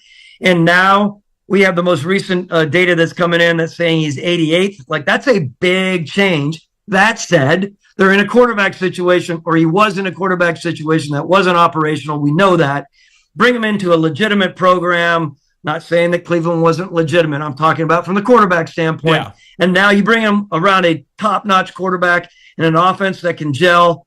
I think you're right. I think he's going to return to some semblance of legitimate respectability. I still think he's a number 3 right now. I think he can do really good stuff on the outside for them, however, right? Let's be realistic about it. I just don't think it's top notch at this point, of course. Which is fair. Let me just get your GM take on this, Thomas Dimitroff. So Max Crosby, we all know, is one of the best defensive players in football. He's 27. He's got this year and 2 years after this year on his contract. I wouldn't usually advocate to trade a player like Max Crosby, but the Raiders' future, they're at a point where it still feels like it's feel like this for like the last 20 years that they've been in a rebuild. Would you at all consider trading Max Crosby? Like, what would you need to get back from now until the deadline if, let's just say, a team like Detroit called you up and said, hey, we're looking to get a deal for Max Crosby? Well, first of all, if I were to be Brad Holmes, man, I'd be flying out there to try to meet with Tom Telesco with the Raiders, spend a little time out there in Vegas. That's a good play. Go out there and tell them how important it was and put a great package together. I would love to see Max Crosby out back in Michigan in his home state. And I get it. He says he doesn't want to go anywhere. I think there's frustrations there right now. When you think about Tom Telesco as the Raiders GM, he comes in, he's new there. He's trying to figure out the best way to rebuild this. If he's offered enough and he's thinking that we can build a way around another way and get some legitimate booty on this, let's think about it. In the end, I would love to see, I'm a big fan of Max Crosby's agent there, CJ LeBoy. I would love to see CJ LeBoy move him back out to Detroit and have this all settle in. The biggest thing, though, is can you imagine the Raiders fans, Zach? I mean, they would lose their mind. This guy is the epitome of what they want there. But for a guy like Max Crosby, I mean, he has to he has to continue his career and finish at a high because he's such a positive player for an organization. I just don't know if they're going to pull it off. So my producer, Stu, is like a crazy Raider fan, and we had this conversation yesterday. And at first he was like, no way. And then I went into kind of like my draft day mode. I said, I'll give you a 1 and a 3. And he was like, no. And then I go, okay, how about a 1 and a 3? But the 3 turns into a 2 if we make the NFC Championship game this year. And then the 2 turns into a 1 if we make the Super Bowl. Do you think that would be enough? A 1 already and then the 3 with those conditions that I laid out? Oh, Zach, I'd love to be able to say yes. I think this is a situation where you have to come up with 2 1s. You might have to come up with a 3 and something more. I've been around big trades like that, man. There's a lot into it, and it's tough. Sometimes when you look at the initial offers on both sides, you're like, oh, my God, how are we dealing with this? When I go back to Julio Jones, I was gasping early when I thought about it. 2, 3, 5 days went along. You're kind of numb to it, and you're like, let's go. We got to do what's right for the organization on both sides. I just believe it's going to have to be legitimate, and I think it has to have 2 1s in it. Yeah, and you know what I also wonder? Would you get more after the season than compared to in the season? Just wondering. You might, but I mean, can you imagine Detroit having both of those cats back in the rush game next year? Be great. It would, to me, along with, a situation right now that Detroit has, by the way, we really haven't even talked about this, an offensive coordinator that's one of the best out there who's going to go be a head coach somewhere. They want to capitalize on what they're doing there now. They don't want to lose the momentum here. I mean, Aiden is legitimately one of the very best in this league at what he does and beyond. I just think they have to capitalize, and that's why I think they should knock hard on that door of the Raiders to see what they can pull out of them. All right, last thing. I'll ask you about your pal, Bill Belichick. I think next year he will be back on the sideline. If you put a gun to my head right now, I would say it's with the Cowboys. But if it's not the Cowboys, I think he wants to go to Philadelphia. But I don't know if Philly's going to do it with the Howie Roseman relationship, even though Bill and Howie supposedly like each other. Do you think Jerry Jones and Bill Belichick can coexist and be on the same page? To answer that first question, I do think they can. I would suggest that anyone like Bill Belichick would go only to a team that he knows he has a really good quarterback situation set up, right? That he can work with, he can play with, and he can win championships with. I did say this to you before. I said to you around the Super Bowl time. I don't think there's a coach out there that can bring a team to the Super Bowl in the next 3 years quicker or more effectively than Bill Belichick can. So all of these teams out there that might be thinking about it, they better knock hard on that door to see if there's an opportunity. There are some teams out there with some good quarterbacks that aren't operating right now that I think Bill and his group can do wonders with, to be honest with you. He is Thomas Dimitroff. He's the co-host of the Sumer Sports Show, Lindsey Rhodes. I know you guys lost Eric Eager to the NFL, who's my buddy and my pal, and we wish him all the best. But how are things going with Sumer Sports? Seems like you're still kicking ass. Yeah, we got a lot of stuff going on here, a lot of work. We're dealing with heavily in the NFL. We're dealing with NCAA. Of course, there's a massive market out there in NIL and portal work, et cetera, et cetera. That'll all come around. Lindsey Rhodes is doing a hell of a job as well. we miss the heck out of Eric, of course. Still, every once in a while, I text him. I said, how does it feel to be on the other end? You used to text me when things were going awry. It's not easy. And he's doing a great job there, so I'm excited for him. Has he dropped you yet when you text him, new phone, who's this? Just wondering. He kind of has every once in a while. I have to remind him. I said, hey, look, man, you know. And I told him, remember, if I ever got back into being a GM or a president somewhere, I am hiring a data person as my chief of staff. So just keep that in mind. Yeah. Don't diss me now. He definitely owes you a thing or two. We love Eric, and we love you as well, Thomas Dimitroff. Thanks so much for doing this. Always good. Thank you, Zach. There he is, Thomas Dimitroff, always fired up when he joins us on the show. Great football insight there. We'll take a timeout. We'll come on back. This is the Zach Gelb Show. But first, football is back, and what better way to celebrate than winning some cash with Sleeper Picks? Sleeper Picks is a fantasy game, but you can win real money. Just pick more or less than at least 2 player stats. If your picks are right, you win. You can pick up to 8 players to win up to 100 times your money, and Sleeper has a couple of huge offers to kickstart the football season. For new users, Sleeper will match your first deposit with up to $100 credit to your account. If you've already played, Sleeper's got discounted player projections for you every week of the season. So download the Sleeper app now and use promo code SCORE. That's my code, SCORE, and your first deposit will be doubled with a credit up to $100. What are you waiting for? Download Sleeper today and use code SCORE for a credit up to $100 match in your first deposit. That's code SCORE. Must pay teachers in most states and a state where it is legal. Promo code and other restrictions apply. Visit sleeper.com. Please wager responsibly. Gambling problem, call 1-800-426-2537 for help. Paid for by Blitz Studios.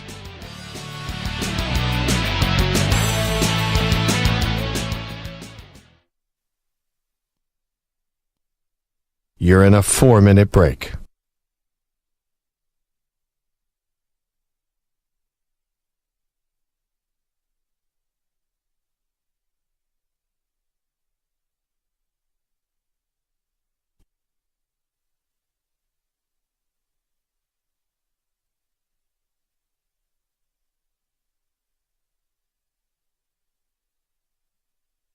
Three minutes, 30 seconds remaining.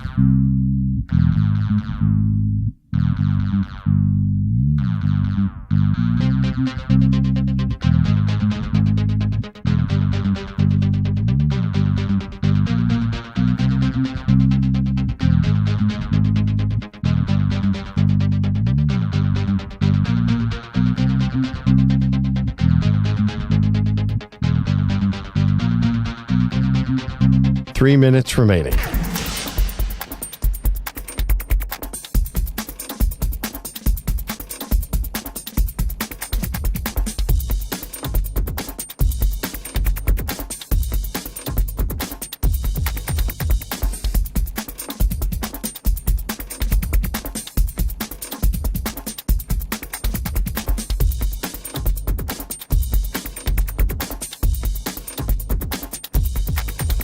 Two minutes, 30 seconds remaining.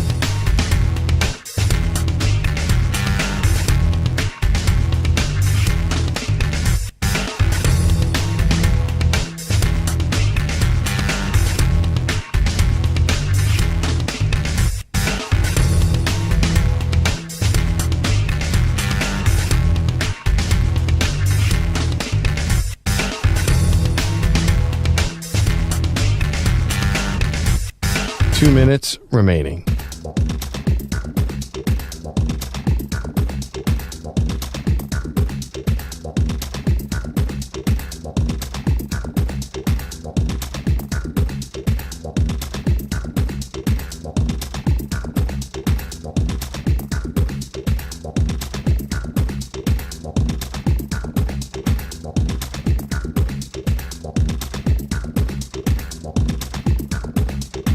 One minute, 30 seconds remaining.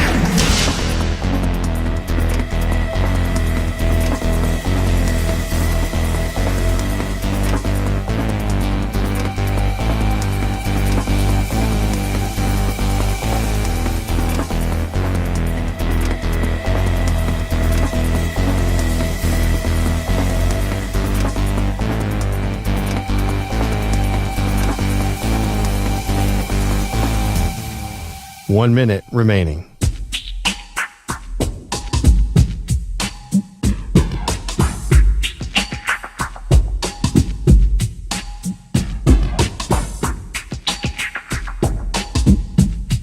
45 seconds remaining.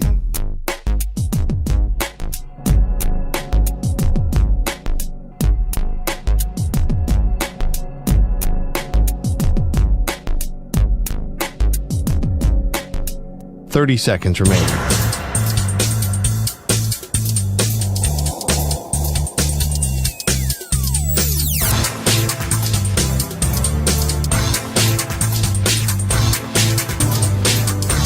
Fifteen seconds.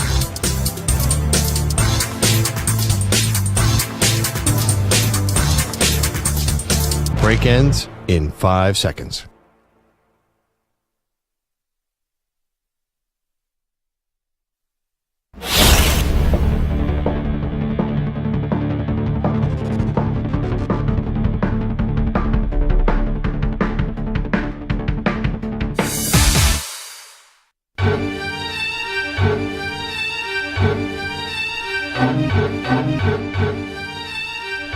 Welcome back to the Zach Gelb Show.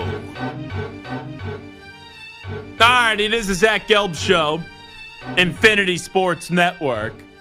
Let's listen up. We played this a little bit yesterday towards the end of the show, but I wanted to go back and listen to the entirety of the conversation because sometimes a clip gets put on social media and like a minute of it gets fiery, but then it's like a jovial interview and you move on from it. But this is Jerry Jones yesterday with my buddies Sean and RJ on 105.3 The Fan in Dallas. And this is Jerry Jones not happy with the line of questioning in this interview. If you think I'm interested on a damn phone call with you over a radio and sitting here and throwing all the good out with the dishwater, you have got to be smoking something over there this morning. I'm not. And I really don't, and I don't even want our listeners to listen to me, to talk about this is not your job. Your job isn't to let me go over all the reasons that I did something, and I'm sorry that I did it. That's not your job. Well, my job is to ask why. why. A job, or I'll get somebody else to ask these questions, man. Jerry, we're trying to figure out why the team is. I'm not kidding you. I'm not kidding you. You're not going to figure out what the team is doing right or wrong. If you are, or any 5 or 10 like you, you need to come to this meeting I'm going to today. There are 32 teams here. You're geniuses. Y'all really think you're going to sit here with a microphone and tell me all of the things that I've done wrong and without going over the right? So let's just go ahead. I'm trying to answer your questions, man. You want some conversation this morning? You're getting it. Jerry. Few things annoy me about that. Now, I did listen to the entire conversation. I don't think it was a good look for Jerry Jones. The entire conversation wasn't as contentious as that minute sounds, but it was definitely contentious for about 3.5 minutes. Jerry Jones, to me, is no longer a good owner in the NFL. Now, he makes a ton of money. Stadium's always packed. And the Cowboys are as rich as ever. So you can say, Zach, you can't say he's not a good owner because look at the value of that franchise. I get that. But I speak how the fan speaks, right? I'm a fan with the microphone that has connections, right, through the show that we do, and we talk to a lot of people. So I never lose sight of what the fan wants. And I learned that from my mentor in Angelo Cataldi, where he said, you get in front of that microphone every day, and you're not in the business of making friends and sucking up to athletes and GMs and coaches and owners. You're in this business to entertain and do a show for the fan and for your listener. And that's who you live and die for. And what annoys me when you hear Jerry Jones is Jerry Jones doesn't give a rat's ass about the fan anymore. Jerry Jones doesn't evaluate a successful football team by how many wins you have or by how many points you have on the scoreboard at the end of the game.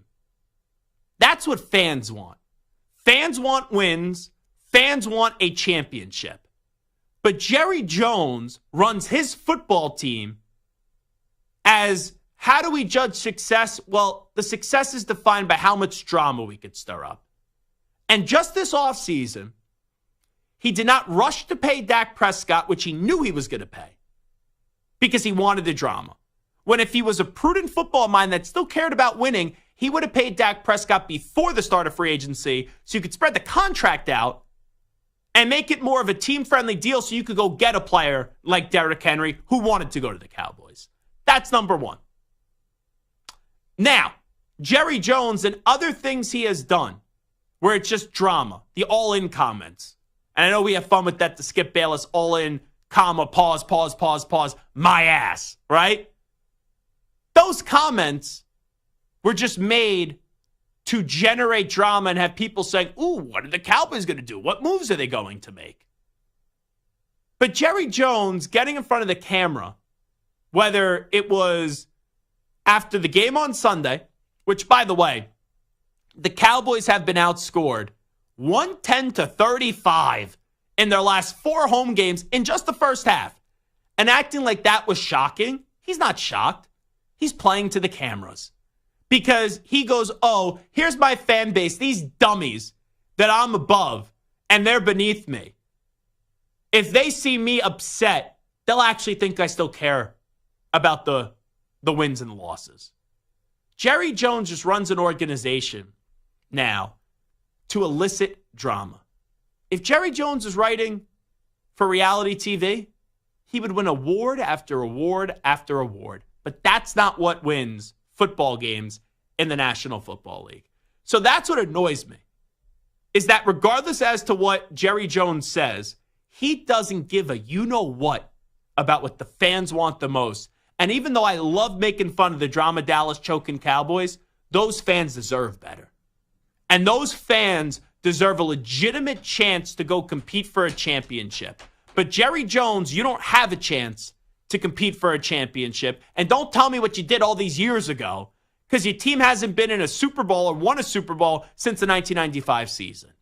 So let's just call a spade, Jerry, if you want to tell radio hosts how to do their job. Because if I was Sean and RJ, and I know there's a relationship with the station, and I know Jerry Jones is so powerful, I would have said, Jerry, well, when you continue to do stuff like this, no one actually thinks you actually want to win. We just think you want to be a drama whore and basically stir up the most amount of drama possible. That's what I would have said to Jerry Jones. Sean and RJ, who I love, they're great radio hosts, highly rated show. They were being respectful. But they didn't do anything wrong. Because you know what Sean and RJ were doing? They were asking questions that their fans want to hear answers to. Because it's crazy how the Cowboys approached this offseason by saying they're all in and then did nothing, and the team was worse from where they were at the end of last year to the start of this season. So none of this should be surprising. It's why this offseason, Santa looked at me like I had 15 heads when I said it, but it was so obvious. I said the Cowboys weren't making the playoffs because the team wasn't better. And Jerry doesn't care about making the team better on the field. He just cares about how much drama he could stir up. But it's also annoying to me when Jerry Jones is a fraud. And this is where he was fraudulent in that interview. In the beginning of that answer, he made it seem like he's doing the station a favor. And like, oh, it's probably beneath him to be on a radio show. Like he's talking down on the radio. You know, people on the radio, you guys asking me these questions, blah, blah, blah. Like he's above it. Well, Jerry, tell me another owner in the NFL that does a weekly spot on a radio station. And it's not because you have to. It's because you want to. Because your act is so damn old where it's not about winning on the field and eliminating distractions. It's about creating the most amount of distractions possible. We all know Mike McCarthy's on the hot seat. This is the same guy that before the season started, and Jerry Jones, who said, yeah, went out of his way. Bill Belichick and I could work together. Why did he do that? Because he knows. I'll get on the radio. Other people get on the radio. Other people will get on TV and they'll be like, oh, can Bill Belichick work with Jerry Jones? All this stuff is not a healthy environment. All this stuff doesn't help you win. But Jerry Jones can't help himself because he's so powerful. He's in a great position of power. He has so much clout. And his football team, for pretty much the last 30 years, on the field could be underwhelming or at times an embarrassment. Be nowhere close to actually winning a championship, but it doesn't matter because of how much money he's making. And he's in it not to win games. He's in it to just stir up drama. So, Jerry, I see right through your act. I texted this to Sean and RJ last night because I said this to them. Said some things about Jerry Jones that I won't repeat on the air, but what I did say to them when he goes, I thought he went into that interview knowing what he was doing. He was looking for a fight. He was contriving an argument and a confrontation because in his mind, this is what it does. It takes people from no longer now talking in his mind about the ass kicking that the Lions gave him, and now it puts the attention back on Jerry, and it just feeds more into the drama beast. That's what I think he was doing. That was 1,000% calculated. He went into the interview like, oh, laughing, having a good time. And then when they asked a fair question, right, it was like he had a script. Oh, I know they're going to ask me about the offseason and why moves weren't made there to improve the football team. He popped off because he knew it was going to get a reaction. Jerry Jones, he writes a script. Jerry Jones is in this for the reality part of this, the reality TV part of this. Jerry Jones doesn't care about the Dallas Cowboy fan that spends their hard-earned money to go fill up his stadium and to go to games and buys a jersey and buys Cowboys hats and buys Cowboys gear. He does not give a rat's about what you want. Because what the Cowboy fan want, they want to win, Cowboy fan. Jerry Jones does not care about winning. He does not. He does not give a single you-know-what about winning anymore. Because to him, winning is just being a reality TV clown for the NFL. And that's what Jerry Jones is right now. It's all about this reality TV nonsense. And I think I'm an expert in reality TV. Because out of everyone here at the network, no one watches more reality TV than me. So Jerry Jones, you want to go right for Real Housewives of New Jersey, Jersey Shore, whatever, great, wonderful. But running a football team now in the year of 2024, you don't do it the right way. It is the Zach Gelb Show on the Infinity Sports Network. News brief time next, update time first. Here is the Ackman, Rich Ackerman. Infinity Sports Network Sports Flash. Well, the Thursday night NFL game won't have one big matchup as the Saints have ruled out receiver Chris Olave with a concussion. On the other side, Patrick Surtain, the second, also out with a concussion. Daniel Jones returned from a torn ACL, but now will be without his blind side protector the rest of the season. Giants left tackle Andrew Thomas had surgery for a Lisfranc injury. He is done for the year. Colts quarterback Anthony Richardson practicing in full, putting him on track to return this week. And the Jets' newest acquisition, Devontae Adams, is expected to play Sunday after battling a sore hamstring. The ALCS leaves New York for Cleveland, while the NLCS is back in New York for Game 3 between the Dodgers and the Mets. After being swept by L.A. in late May, the Mets went on to play as well as anyone over the final 4 months, but only got into the postseason after Game 161. It has been a tremendous ride for the Mets, and one their MVP, Francisco Lindor, has enjoyed. There is a lot of pressure, and that pressure is a blessing in a way, because I've sat home at this time of year, and it sucks. So to be in this position right now, I think it's fantastic. It's fabulous. Lindor had another signature moment with the leadoff homer in Game 2. Luis Severino and Walker Buehler, the pitchers tonight. I'm Rich Ackerman.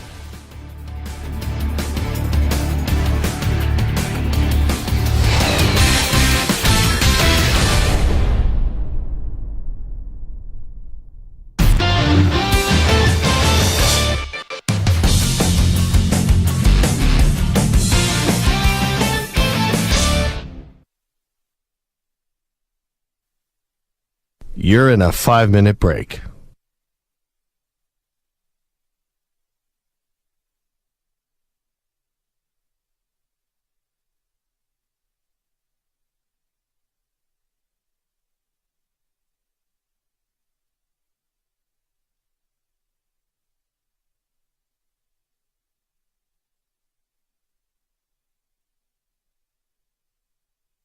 Four minutes, 30 seconds remaining.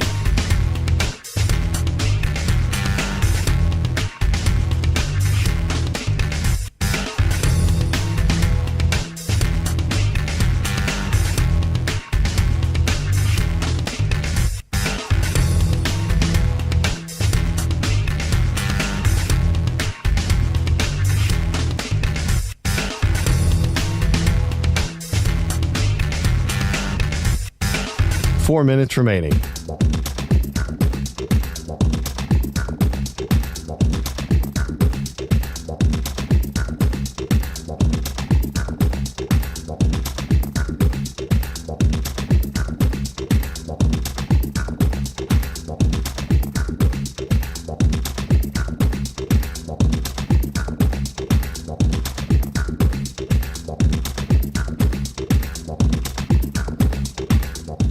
Three minutes, 30 seconds remaining.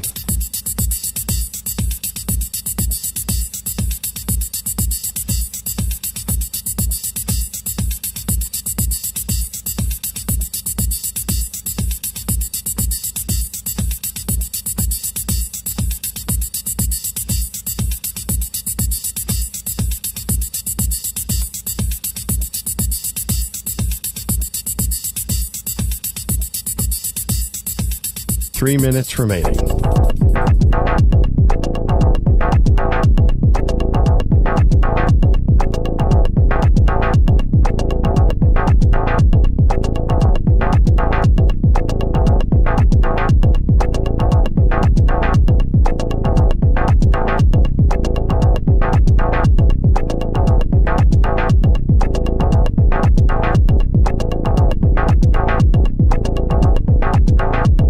Two minutes, 30 seconds remaining.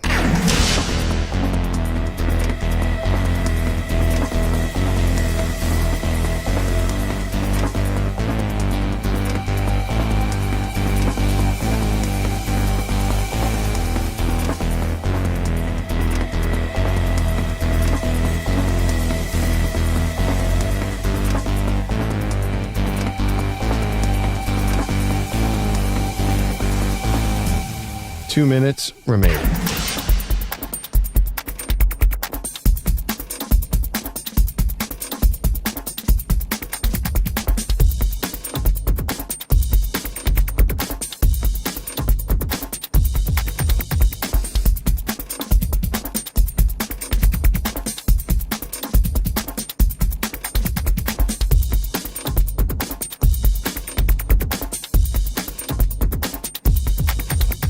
One minute, 30 seconds remaining.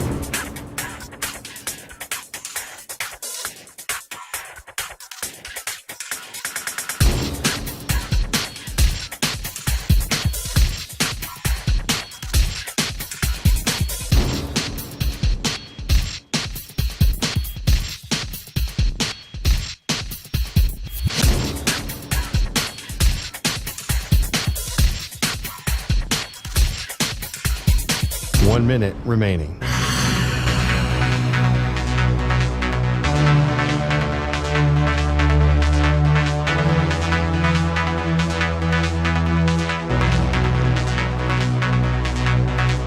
Forty-five seconds remaining.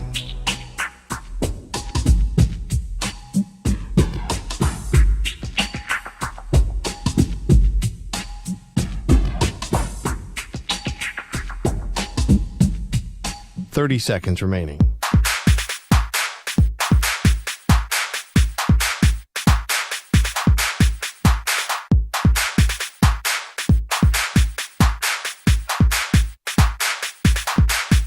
Fifteen seconds.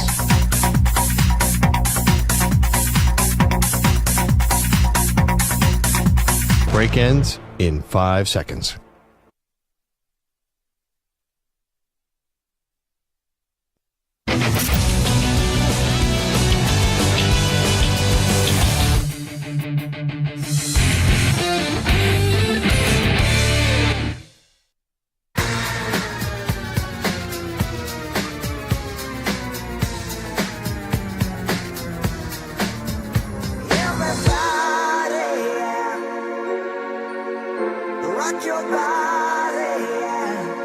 Hey, this is Howie. And this is Nick. We're from the Backstreet Boys, and you're listening to the Zach Gelb Show. And guess what?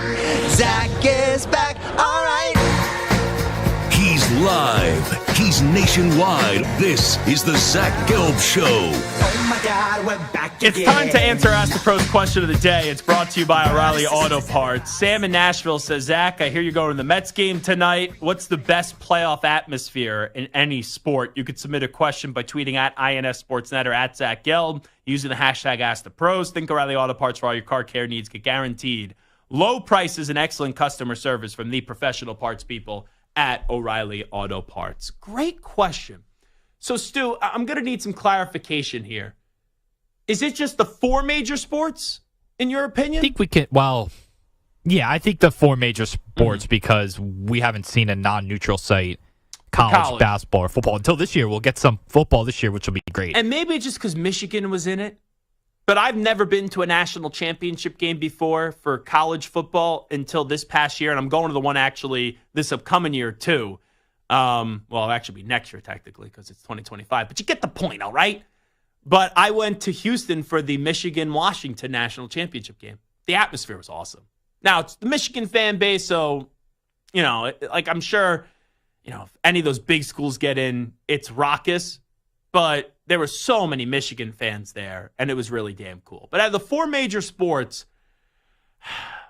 so I have been to, obviously, a ton of playoff hockey. I've been to a ton of playoff basketball. Major League Baseball, I've been to a bunch, and then I've been to every round of the NFL that you could possibly go to. Stanley Cup. Can I guess what your rankings will be? Yeah, go 1, 2, 3, 4. I think 4 is obvious. I think 4 is NBA. Correct. I think one is hockey, 2 is baseball, 3 is football. And I've been to more big football games than I have baseball games. But I would say, yeah, you hit the nail right on the head. Stanley Cup playoff hockey in person, there's nothing like it. Baseball, like just being back in the building for that Lindor Grand Salami, it was unbelievable. See, here's why football's 3rd and the other 2 are 1 and 2. Like, the crowds are great at all of them. But in football, like, for the most part, you see a drive that is finding a way to develop. It's rare when you have the Malcolm Butler situation where it's one crazy play that just changes a game. Football is usually like a 10-play drive, 5 minutes left. You're dinking and dunking down the field, and you could slowly see it happening. Stanley Cup playoff hockey, it could be a blowout, and the next second it's a classic. If it goes to overtime, you never know how the puck is going in the net. And baseball, it's similar as well. You're never out of it, and one swing of the bat can exactly just change a game. And then I would say, football 3, and then NBA 4th. Azarm's probably like, where's the soccer? Soccer with the Vuvuzelas. It's the greatest atmosphere ever. You were annoyed at my entire answer. I saw you laughing in my face when I gave the answer. I'm getting a bunch of texts. It's separate. Gotcha. But, you're very distracted on that phone. How old are you? I'm turning 25 next month. Oh, okay, so I'm not an old man, but I do feel decrepit when I talk to now people that are 5 or 6 years younger than me at this station. You can't stay off your phone for more than 3 seconds. I'm just too popular, And he's a douche too. So you got your friend sending you some funny messages? That's what it is? No, it's just because basically I was coaching soccer earlier this year. Death taxes his arm talking about soccer. Okay, and a bunch of the players are telling me to come to a team dinner. Because it's the end of their season, like a little pizza party, something like that. Yeah, and they're trying to tell me you don't have work. I'm like, yeah, I actually do. And okay, yeah, gotcha.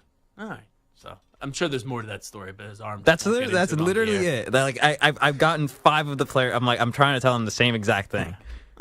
They could watch the YouTube stream. This is what you need to tell them.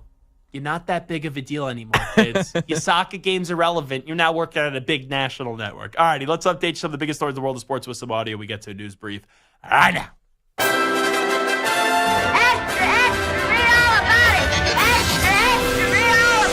Time for your daily news brief. We get you caught up on the rumors, reports, and reconnaissance from the day in sports.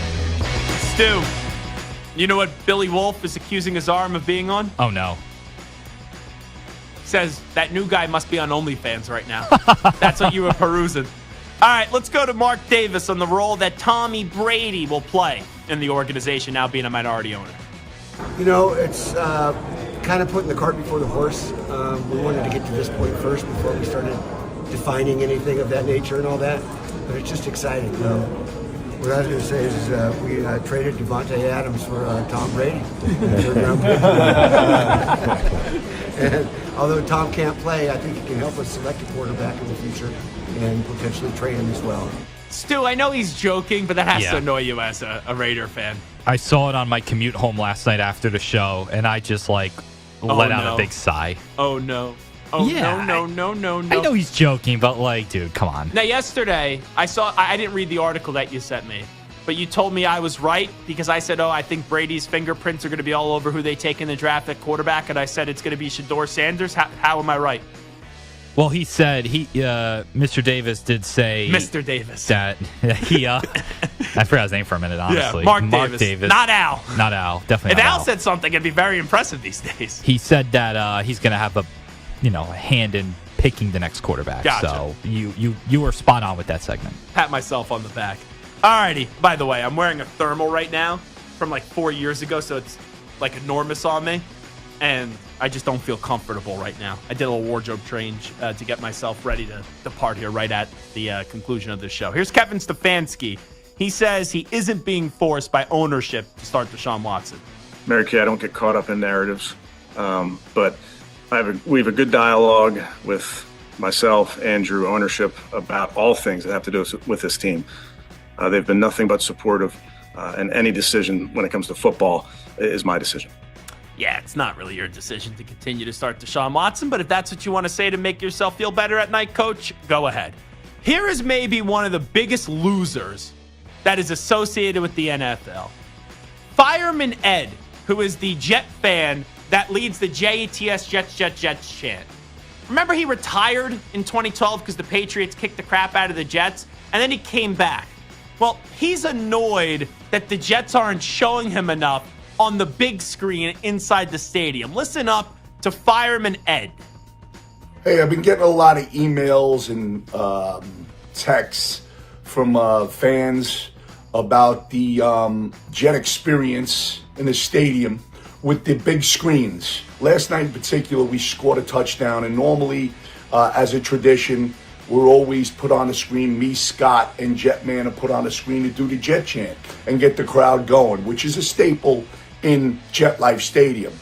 Also, on the defensive end, which is the most important, normally they will put us on the screen to get the crowd going. It gives them more of a widespread experience for the fans to see, and we can get the defensive chant going. But something's going on in the Jet production team over in Jet Life Stadium. I don't know exactly what's going on, but they're phasing us out. And I'd like to know if somebody knows anything, please let me know, because it's evident that it's happening and it needs to stop because we need home field advantage. That's what we have, and we need to keep it going. Yeah, Fireman Ed, I'll just say it for you, you're a loser, okay? You may be a nice guy, but you're a loser. I've been to 2 Jets games this year. They show you on that stadium more than enough. And maybe because they're not showing you enough when he was claiming that when they get touchdowns, the Jets haven't scored a lot of touchdowns. You complain about not getting put on the screen against the Broncos or even the other night up against the Bills? And on defense, I've seen you on defense in the 2 games I've been to against the Patriots and the other game the other night against the Bills on the Jumbotron, because you do that thing where you're like, I can't hear you. And I think you're going to give yourself a concussion with how hard you slapped your cabeza. This guy thinks he's actually important, and he is this god, and the fans that think they're important, they're bigger than the team, are the ones that are the most insufferable. It really is. They're not showing me on the stadium enough. He's 70 years old. Are you a man or you a child? What are we doing? They show you more than enough. That's loser. Loser still. Loser. In those 2 games that you mentioned, the Patriot game and the Bills game this week that were both on ESPN, both games he was shown on the TV before the kickoff. Both games. Yeah? And it was the same thing. Him doing the whole thing with they show him a ton. A lot. how much of a whore do you want to be? It's like they show you on the screen at least 6 times a game. Oh, but I used to be shown 8 times, so where? Oh, my God. Loser, loser, loser, loser. And you have these other Jets fans that are like, oh, the organization's doing wrong by you, Fireman Ed. Like, what? Oh, give me a break. Give me a break. All righty. I'm ending the show that way. It is the Zach Gelb Show on the Infinity Sports Network. Oh, they're not showing me enough on the screen. Ugh. And I like Jake Asman, who is a good friend. But Jake Asman's like commenting on Fireman Ed's Instagram, you're a legend, Ed. Like, a legend for what? Hey, don't get me wrong. Great fan. Fireman Ed is a great fan. You know, he brings a lot of excitement to a fan base that hasn't had a lot to be excited about. But complaining about not being shown on the screen enough, like, they show you so much. I've been to the 2 games this year, and I'm like, how many times are they going to show this guy? And he's got like 2 other guys that now do something with him on the screen, too. They have a 3-shot, so he's probably annoyed that the other 2 guys are getting camera time now as well. All righty. Zach Gelb Show, Infinity Sports Network. Big thanks to Jonathan Taylor for joining us. Big thanks to Hot Take Hickey. And big thanks to Thomas Dimitroff as well. Alex Azarum, thank you for helping out with the show today. Stuart Kovacs as well. Great job in the updates. And a big thank you to each and every one of you. We will talk to you tomorrow, everybody, at 3 p.m. Eastern, noon Pacific. We out. Bye-bye. JTS, show me on the screen more. Peace.